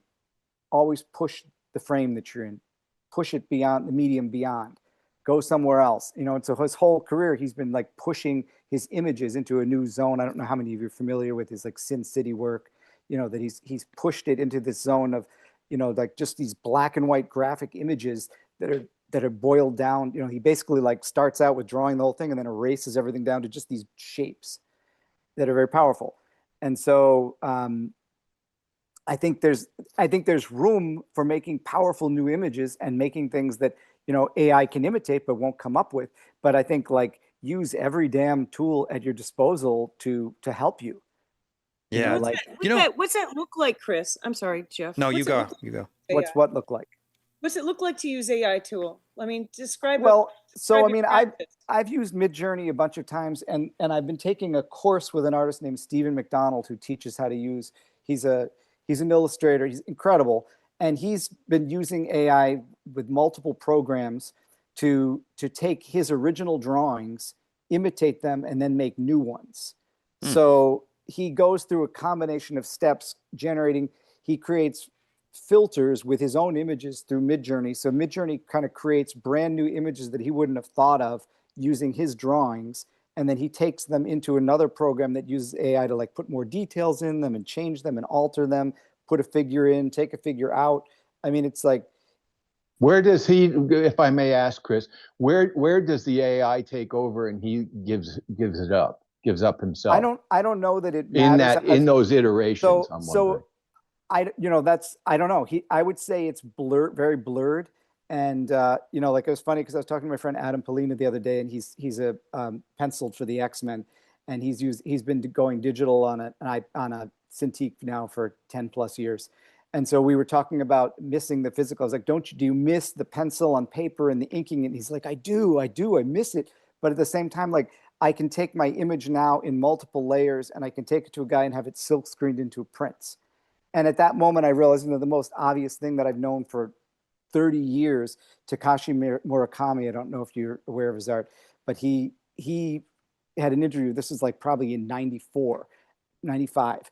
And he was talking about how he's traveling around the world and he does these little sketches and he puts them into the computer and he colors them and he looks at the Pantone numbers and he sends them back to his assistants in Japan or New York. So they get this sketch with the colors, and then they're making original paintings from those. Now, whether you're moved by these, whether you feel the energy in them, I don't know how to, you know, this is a very complex philosophical question. Like, do you go to a Roman ruin and you feel the energy of this place? And then someone tells you, by the way, these are fake ruins. And you go, oh my God, I was just projecting all of this thought onto this space and this object. Or are you really like psychically picking up on this energy? I don't know. There's levels of connoisseurship, obviously, to go into, but I will say that when I saw Takashi Murakami's paintings at the Eli Broad Museum in LA, they're off the hook. They're like amazing images to look at. I mean, they're crazy comic book images, but like it, and you can't see it in like Instagram. You can, but like these images are so, the craftsmanship in them is like unreal. Like he has something he started doing was when Photoshop has a background, when you have no background, it just is this checkerboard. So he has these checkerboards painted in areas, large areas that, I mean, like obviously it's teams of people doing, and they're painted with like metallic paints, and they're like perfect metallic. I don't know, Sean, have you been to the LA Broad? Have you seen any of these? Years ago, yeah, when it I first mean, they're opened, just, but the surfaces are incredible. He's got like all kinds of blurred colors in these enamel paints. They're exquisite. So I think that, you know, he's someone who adapted to that technology back in the 90s, working with assistants. And I think, you know, I think they're amazing paintings and images. I mean, I can understand why collectors would want to have them in their homes. They're fun to look at. And I think that, you know, it's kind of, so to answer your question, Rose, like I would say I haven't been using AI enough because I've mainly been bogged down with a lot of commissions that I'm doing that are, like things like portraits that don't require any AI, right? I mean, this is what I'm painting. Right. So, but I mean, I'm very interested in starting to use more AI and trying to take my drawings and put them in and develop something that's a style that's giving me reference going in a direction, and basically shave like 20 years of the curve of developing something personal, maybe in like 2 months of working with the computer to like develop drawings of styles of faces and things that I like, that push, that if I had to do it manually, like drawing, it might take me like 10 years. Right. So I'm very interested in That's what that. I'm in the middle of doing right now. I'm Yeah. on a piece that I'm trying to do. I'm doing all my drawings and all my paintings. And I was doing the paintings out from life, and then I'm drawing them, and I was taking my drawings and inking them, another layer of inking, and then putting them into It's amazing. the It's amazing, scanner, but and then you're trying to do walking to Photoshop, town, and I'm like, oh, You're doing it analog though, like Yeah. oh yeah. yeah. Well- So far I've been doing it analog, and I will say that the reason why I have this question mark, I'm doing it all this hard way, and I have these mysteries all over this big piece I'm working on about how to handle the transitions and how to tell this narrative. I have two narratives going on at the same time, and I'm building all the drawings, all the paintings, all the stuff, and I'm like, man, what would it be like if I just gave all this material that I've created and put into Photoshop, and then said, gave that to AI and say, AI, what would Oh, you we do? got a convert here. We got a convert. No, I'm not converted. I'm not converted. But I can that's a tell great you, I idea. can tell you that the temptation is just on the other side of the room, right? I Right. can just have Chuck give it to his brother and have his brother choose, tell me how to do it, tell Chuck how to do it. Do you know what I'm saying? And I'm like, do I even want to see Yeah, it? Do I even want to see it? Back and have a margarita. you know? What? What? Just sit back and have a margarita. You know. Yeah. But here's what Oh, I Jeff, have been. Jeff, I here's what kind of. Rose, you should absolutely kinda do wanna it. go- I mean, that you have I kinda nothing to wanna lose go by in the other doing it. direction. You know, I Well, was doing this. what I have to lose by doing it, Chris, is the ability to say I didn't do it. Yeah. Oh, there you Well, go. but I just mean, there and yeah, and, but and at use this it as point, part of your evolution. Use it as reference material. Use it as part of your evolution.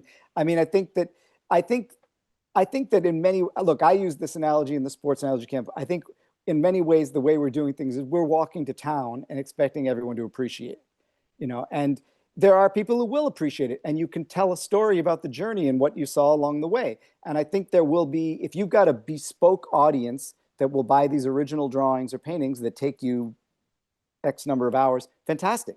That's great, and do it. And I think like Garen's saying, like, this is a lifestyle. This is something you've chosen to do and you want to do it. And you're born into wanting to feel and make these. We're people who are born into the physical. We're obviously people who want to be involved in physical. We want to walk to town. We want to smell the air and look at the flowers along the road. That's what we want to do. But at the same time, when it comes to like the world that you're making images for an audience, you're in competition with every movie and fashion. So why not take what you're doing and see where you can say, I don't like it, I'm going to go back to this. Or you can say, that's a fucking great idea, and now I'm going in that direction, and it saved me 10 years to figure that out. I mean, I've been dreaming on it for 10 months, right? I keep hoping that somehow it will come to me, these transitions, and how I'm going to connect the two narratives. But Fortune favors the bold, Rose. I just have to point out how interesting it is that Christopher wore white instead of red today. I think he's trying to manipulate. Was I supposed to wear red? What's the red? No, you're coming off like the angel here. Like, Oh. hey, Rose, just do it, Rose. Just do it. This episode is brought to you in part by Rosemary Brushes. If you're one of my listeners who's a professional artist, you're already using Rosemary Brushes. But for the rest of you, come on. Take your work a little more seriously. Stop buying the other brands. It's just not worth it. Every now and then you may get lucky and buy a good brush from another brand, but use the brand that professionals like myself are using. Go to rosemaryandco.com, link in the description or the show notes, and get yourself some quality brushes before your next painting. Oh, no. You've got nothing to lose. well. No, I mean, it's like fear of technology. You've got nothing. Sean, you're using Midjourney, right? You're using things to help you to like reference an idea. I have a friend who's writing a screenplay, and like he uses Chat GPT and it creates images, and then he and his friend can go, oh, now we've got an image of the scene and we can like write about it because we got like an image that gave us more ideas. Yeah. I was like, that's brilliant, you know, because so many times you're like, oh, I can't visualize this. And I had a mental breakdown too, Jeff, when I saw Kim Young-ji. Oh God. You know, and the guy could just out of his mind everything. And because for me, it's like I got to go find the reference and how many oh man, I got to find images of horses. That horse isn't the right position. I need a dog, and he's just like he's like an AI computer machine making everything out of his mind, just spitting it out like a printer. And that was another like narcissistic break with reality I had. That me too. The Damien Hirst show, and I was just like, holy, like okay. I say it's wonderful creating images. The thing is that it's almost impossible to educate the audience. The audience is educated. The audience, what I found is that a lot of the collectors these days have seen so much art because they digitally see it and they travel. The real collecting audience of the like jet set of collectors, they're going around the world all the time, going to every art fair. And they come back and they look at what you're doing and they go, seen it before. Because they're taking in so much art, like they're like little AI machines going and seeing so much. You know, you go to an art fair like by Basel, Miami, and like you take in so much art in an afternoon.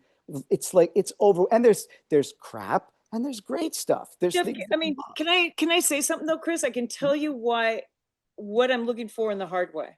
Okay, I can tell you what I'm looking for in the hard way. These pieces, I intend to make them very large paintings. So I know that if I find the connection through all these exercise, all these drawings that I'm doing, all these paintings I'm doing, and all these studies I'm doing, when that connection reveals itself to me, it'll feel like a giant moment of inspiration. Okay. That will fuel the entire painting. It will be the one that I tap on to continuously tap into in the middle of the detailed work that struggles to take your attention. You have to focus for this period and that period to be able to put that into the painting. You know, I know it'll be the thing that will hold the thing inside of me to propel me through the entire piece. So I know I'm close. Like I feel like I just have to keep setting these two narratives together and waiting for that. Once that thing hits, it'll have meaning for me. It'll come from the struggle to understand or to find it. And I think there'll be something in that moment. I trust this. Something in that moment will be actually solving a question that I've been asking throughout this marriage of these two narratives. Does that make sense? It's like the questions are coming from my life, right? Yeah. The two questions that these narratives they're both narratives within my own life. And I'm trying to figure out how to marry the two of them together. And I almost wonder if the struggle of that marriage, the struggle of that transition, that connection isn't also what I'm also internally trying to figure out how to understand something about myself. Joe, what is that saying that I've heard you say it before? Something about I'm not, because Rose, I really feel you because I have this, it's in me, it's in my head, and it's in my heart, and I've seen it 1,000 times, and it happens, on a weekly basis for me, in terms of a scene that I've, experienced and seen. And it just is it's no less compelling now than it was the first time I saw it 2.5 years ago, and I've been compiling, videos and images and sketches and drawings, but I have yet to materialize it on the large canvas that I want to, do this thing. And it reminds me of something I heard Joe say a while ago. I'm not the poet yet that can summon up, you know what I'm talking about, Joe? Yeah, it's a quote from Rilke. Yeah, what is it? He said, if your environment seems poor, do not blame it. Blame yourself. Tell yourself you are not yet poet enough to call forth its riches. That's For right. to the creator, there is no poor and indifferent place. Yeah. That's right. And so that's the part I want to land on in order to paint the painting. And so if I do it the hard way, I will have that. I mean, that'll be the force and the drive to go through material manifestation of it. Well, I mean, that's transformed into material. that's the reverse I'm going in. When I listen to Chris, when I hear what you're saying, and I hear your your wealth of visual, having all of this stuff in your head, all of this, the thousand millions gazillion images that are just bouncing around your head. I'm kind of going the other direction. Like I was just doing this New York at Night thing that I do with a bunch of painters. We just meet at a certain street corner, in New York City once a week, and we just paint what's in front of us, and I was there with another couple of artists, and we were walking across the Brooklyn Bridge at night, and we just stopped mid-span and just took in the whole thing and said, you know what? Let's pick a day next month where, I want to do just a long, panoramic painting, because the energy of that spot with the people and the whole skyline and the stanchions of the Brooklyn Bridge, I mean, it was just really, really the sensory overload of that, Joe. You can imagine right on the middle of the Brooklyn Bridge at night with all the commuters. Garen, I agree with you, Rose. What I'm saying is, I want to go with, yes, I want to go in the other direction. I just want to put. I think that's great. I think that there's a place for that. Myself in that spot with my paints and just freaking paint there. I don't care what's going to happen to the painting. I don't care what's going to happen in the rest of the world. It's just the energy of doing that in that moment in time. To me, that's what I'm after. Can I just say something real quick, and then I want Chris to respond. All right. I got to point out one big difference. Something about Chris. But guys, I'm working on commissions that I'm on deadline, so like I've got to get going. I'm really enjoying the conversation. I think all of you are great. I agree with all of you. I think that doing it the hard way. I've done it the hard way so many times. I've done it the hard way, and it was hard to make a living doing it the hard way, because I'd spend $2,000 or $3,000 on the model. I'd spend 3 months on the painting. I'd get paid $9,000. I'd split it with the gallery. I'm making $4,500. I spent, That's what I was going to say. And I'm like, and you're living in New York City. Yeah, and I'm barely getting by. Yeah. And then I saw the next generation of painters come along, and they're suddenly making big figure come boom, boom, boom, boom. And I realized, oh, they're using digital photography, because you went from photography being a difficult thing that you had to take photos, make prints. It was a whole process, to suddenly you can go digital photograph, projector on the wall, painting, same day. Models still in the room. Oh, I don't like that. I'll make a new image. So like, I just am coming from the space of embrace technology, embrace every tool you can get. I'm all for doing it. Trust me, I actually haven't really painted from any AI images. In some ways, I don't find them, I'm impressed by them and don't find them very inspiring, but they do push me into thinking about new ideas. And I think that's the purpose. I still haven't gone into using AI in a deeper level. But guys, I got to go. I think you're all great. I'd love to talk to you all. Oh, bummer. More. Well, thanks a ton, man. Yes. Good. Great seeing you. Nice, Chris. Bye. Bye. All right, we'll wrap up here. Since I've interviewed all of you, there's a big difference between, his lifestyle and the rest of ours, in that he's living in New York City and paying an extraordinary amount to survive. And to Garen's point, it's like sometimes you just got to pay the bills. But in wrapping up, I'm just interested if you guys have any final thoughts on this whole thing. Maybe we could start with Garen, start at the top. Well, I think it's a great opportunity, and it's a great opportunity for young artists, and not so much to use it, not so much. I mean, use it, don't use it, for me, as long as it's the raw material and not the end product, then I think it's a great tool. But at the end of the day, when it all comes down to it, what makes art for me, the art that I remember, the art that sticks in my heart and soul and in my brain, and the paintings and the sculptures and the things that always come to the forefront, when I think of doing great art, or when I think of trying to aspire to do things that I've seen others artists do throughout time immemorial, and it goes back to the cave drawings, it goes back to, great paintings of people expressing something about the times in which they lived, and I think when artists are willing to not just like document what they're experiencing in the times in which they live, but also say something that is personal and expresses something of their human vulnerability and their human shortcomings. And that's what I think artists and AI can push us towards. Not all the, the fanfare and the spectacle and the, and the chasing and the, I just think that you end up chasing your tail. It's like a good surfer, doesn't chase a wave. They're patient, they're strategic, they know how to feel the rhythm of the earth and the water beneath them. And this trying to chase and trying to do things that are not genuine or not authentic to your own spirit and your own energy, I just think is fool's gold.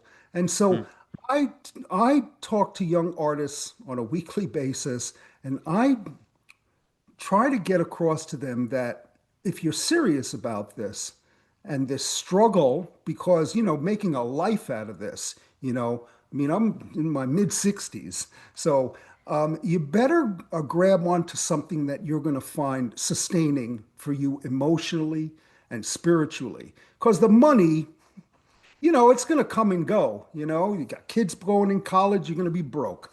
Then you're going to make a few investments and something's else is going to happen. As my grandfather said, money is like a wheel. When you're at the top, it rolls away from you. When you're at the bottom, it rolls to you. That's so true. Or on you. Well, yeah.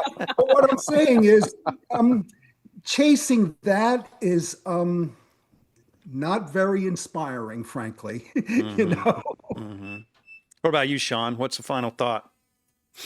I mean, that's interesting, the chasing that, because like, some of us living in New York, some living in California, it's not cheap, like you have to make money. Like it's a rat race life. And like, I didn't choose to live here. I was born here. So it's just like, I can choose to leave, but now I've got like my kid here and so when he's maybe older, I will, but I'm sort of in the middle, like I do with everything, where like I will dabble with it. I think it's an interesting tool. I think it has so much potential.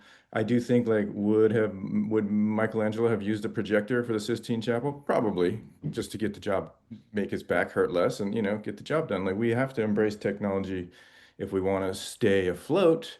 I do love the idea of like being the hermit artist, being true to yourself, and just, like a folk artist, just making art purely without showing it. But like, it's just not a reality if you want to do it as a living. I don't have stocks. I don't have property.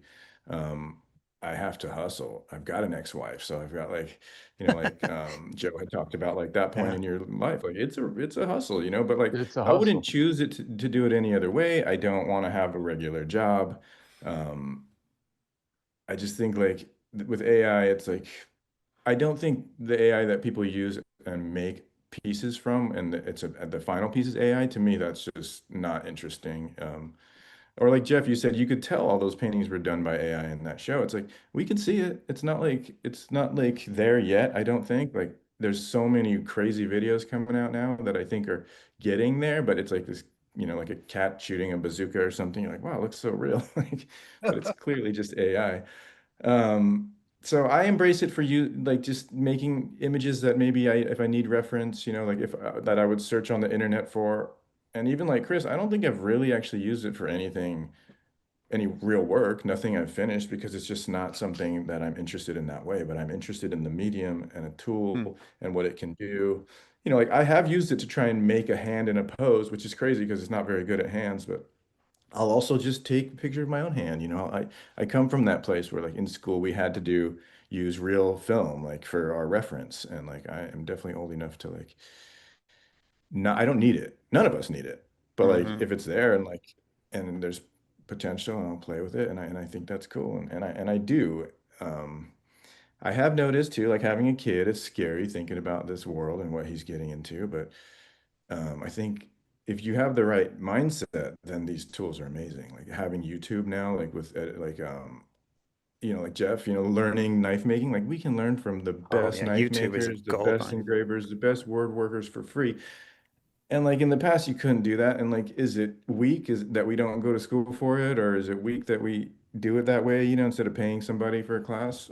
I don't know, but like I love it. And if you can take advantage of it, if you're of the mindset where like you can use these tools and kind of regurgitate them and make yourself better, then I think there's nothing wrong with it. But Hmm. it is a scary thing, and I think we are headed towards, we're in dark times and we're headed toward darker times. And there was that movie, the animation where it's like Wall-E or whatever, where everybody's Yeah. just floating around in chairs. I mean, we're there, we're here, like you see people floating on their like scooters. No one's walking, they're taking scooters now. Like everyone's got a scooter or like a Hmm. little floaty thing, and like we're in it. So it's unfortunate, but I have noticed too, like having a teenager, like he's starting to be like kids are going outside again. They're kind of putting their phones down a little bit. So it's nice to see that a little bit. There's some hope in these kids, but my son's gotten incredible at guitar. Like I have played for over 30 years and he within 2 years can smoke me. Wow, Now I'm a bass really? player.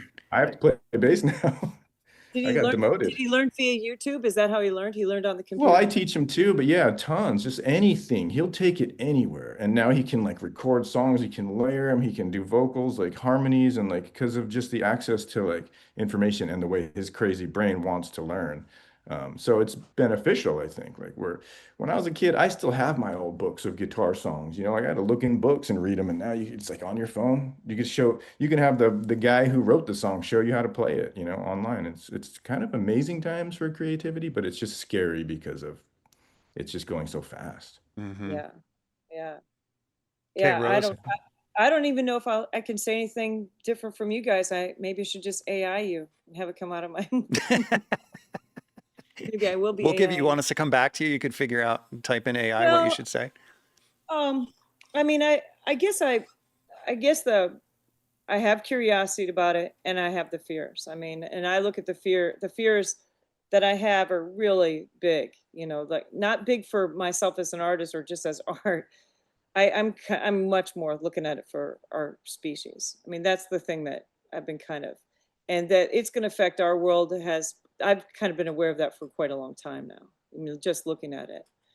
So I don't know. I mean, I feel like part of me should actually pay attention to it and look at what it can do so I can learn to recognize it. It's almost as if I don't want to be completely ignorant of when it's being used and when it's not being used. I feel like I find myself being able now, because I never worked from photography until like the last few years, like Jeff, we talked about, like I evolved from only working from life to photography, as well as part of my practice. And wasn't until I worked from photography that I could actually tell the difference between, I can actually now articulate the difference between what photography, when a person's using photography and what they can see with photography and what they can see from life. Hmm. So now I can actually teach my students, I can find the place, like I can find the place so they can become sensitive to the lack of what they're going to get from a photograph. Do you know what I mean? Like, Hmm. and it isn't just color. It's actually much more than that. It's about perspective, depth perception, and all these little things. And having photography, using it now, I actually understand it. So do I need, as a person, to actually understand what's the power of AI or not? I mean, do I want to go into this? I think I'm still active. I hope to be active as a painter for at least another 20 years. Do I not pay any attention to it? Do I just follow that the hard way and stick with it? Or I mean, I feel like my entire career has been, trying to be an open, trying to evolve as an artist, like trying to, when a question in my life directs me toward finding something and putting myself in front of new images or new ideas or something, I've actually tried to chase that on a canvas, try to be honest to the questions that my life has presented me. So this is one of them. Can I actually talk about the world that the young people are going to be forced into, and we can actually choose not to be into because we've been fed so long? Can I actually not pay attention to their world and still speak to them? I mean, I don't know. I think I'm almost I have to pay attention to my responsibilities in a way as a human being on the planet. So do I, those are kind of the questions that I'm asking. Like, do I not pay, do I remain ignorant of it? How much do I need to know? How much do I need to know? And if I have that knowledge, how can I use it to serve, like to serve my my, not just my work, I'm really interested in how I'm helping others, like how I'm serving, serving our species. I don't mean to be so like blah, blah, blah, like way up there in that thing, but that's what I think we're here for. I mean, I think we're here to try to figure out why we're here, or what would a human being, what it is to live a full life as a human being, and what that looks like, and how to help other people realize that they have that too. They have a full life, and they're a deep, beautiful being that has this little opportunity to experience themselves, experience what it is to be alive for just 80 years, 90 years, 120, maybe the kids will be 150 years. So anyway, I don't mean to get so philosophical, but that's kind of, I feel like maybe I should pay attention for that reason. That's where I'm going. I think, Okay. is that good? Yeah. It's a bigger. That's beautiful. What about you, Joe? I don't know. I've been thinking a lot about what Chris had to say, and it was great to hear it, because I think the part of this has to do with our own sensibilities, right? You can't, if you go against your sensibilities, then you're not being true to yourself. And there are people that I'm not against embracing technology, right? It is a tool. The question is, when is the tool using you, and when are you using the tool? And ultimately, the other part is adaptation is inevitable and important for all of us as human beings and as artists. But when does that adaptation become a compromise for who you are?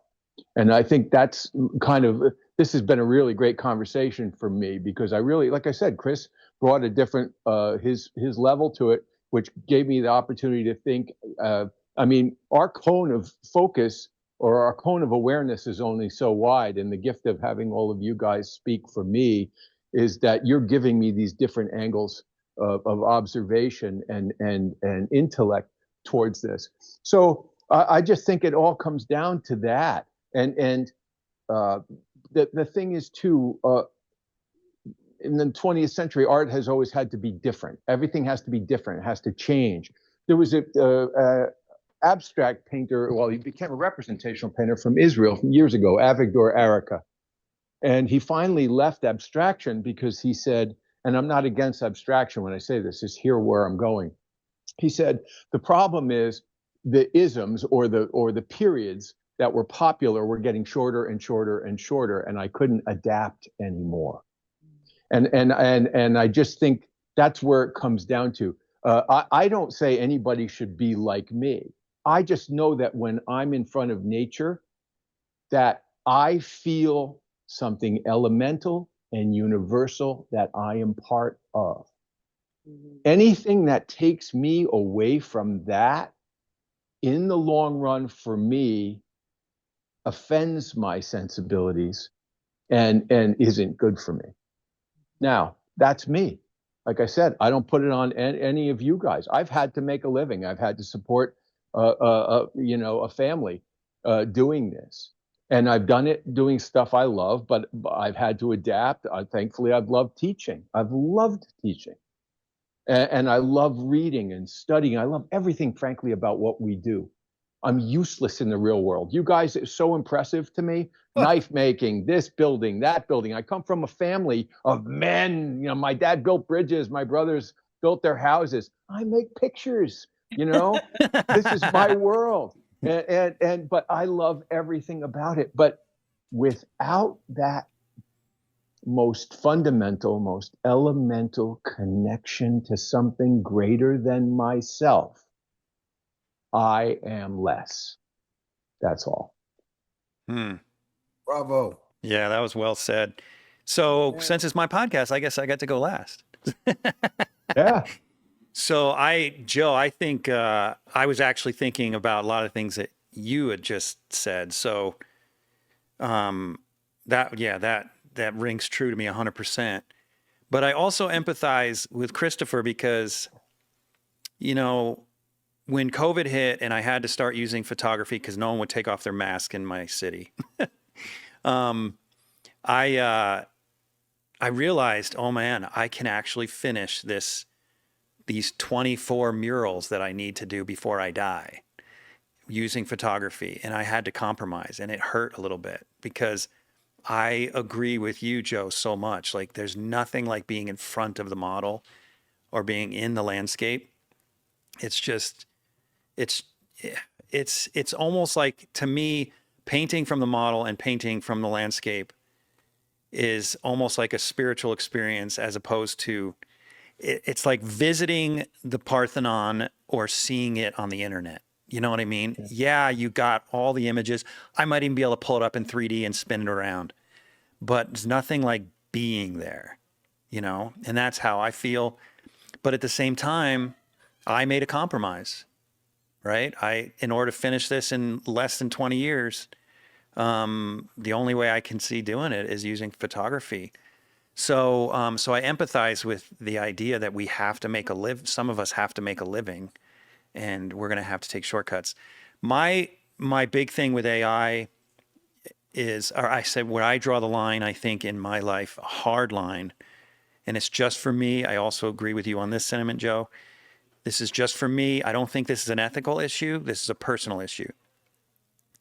If it starts to inhibit my mental or physical growth, I don't want any part of it. Like, I want to be able to use things like YouTube, which help me to learn more skills, but I'm not as comfortable with using things that do the thing for me. Right. And that's kind of where I'm personally drawing the line. So, but again, I don't think it's an ethical issue. I think we're all going to have to figure it out. Like Garen said, why are you making art? Do you make art to have a beautiful image that you can share? Or is it the experience? Is it being in the landscape, as Joe put it, or being in front of the model, as Rose put it? It's, and when you decide that, I guess it makes a decision easier. So, but hey, you guys are the best, man. And I got to ask, are we all Gen X, or are some of us, oh, now I'm drawing a Boomers? blank. Boomers. Well, We got any Garen boomers and here? I are Garen and No, I are I'm probably Gen X. close.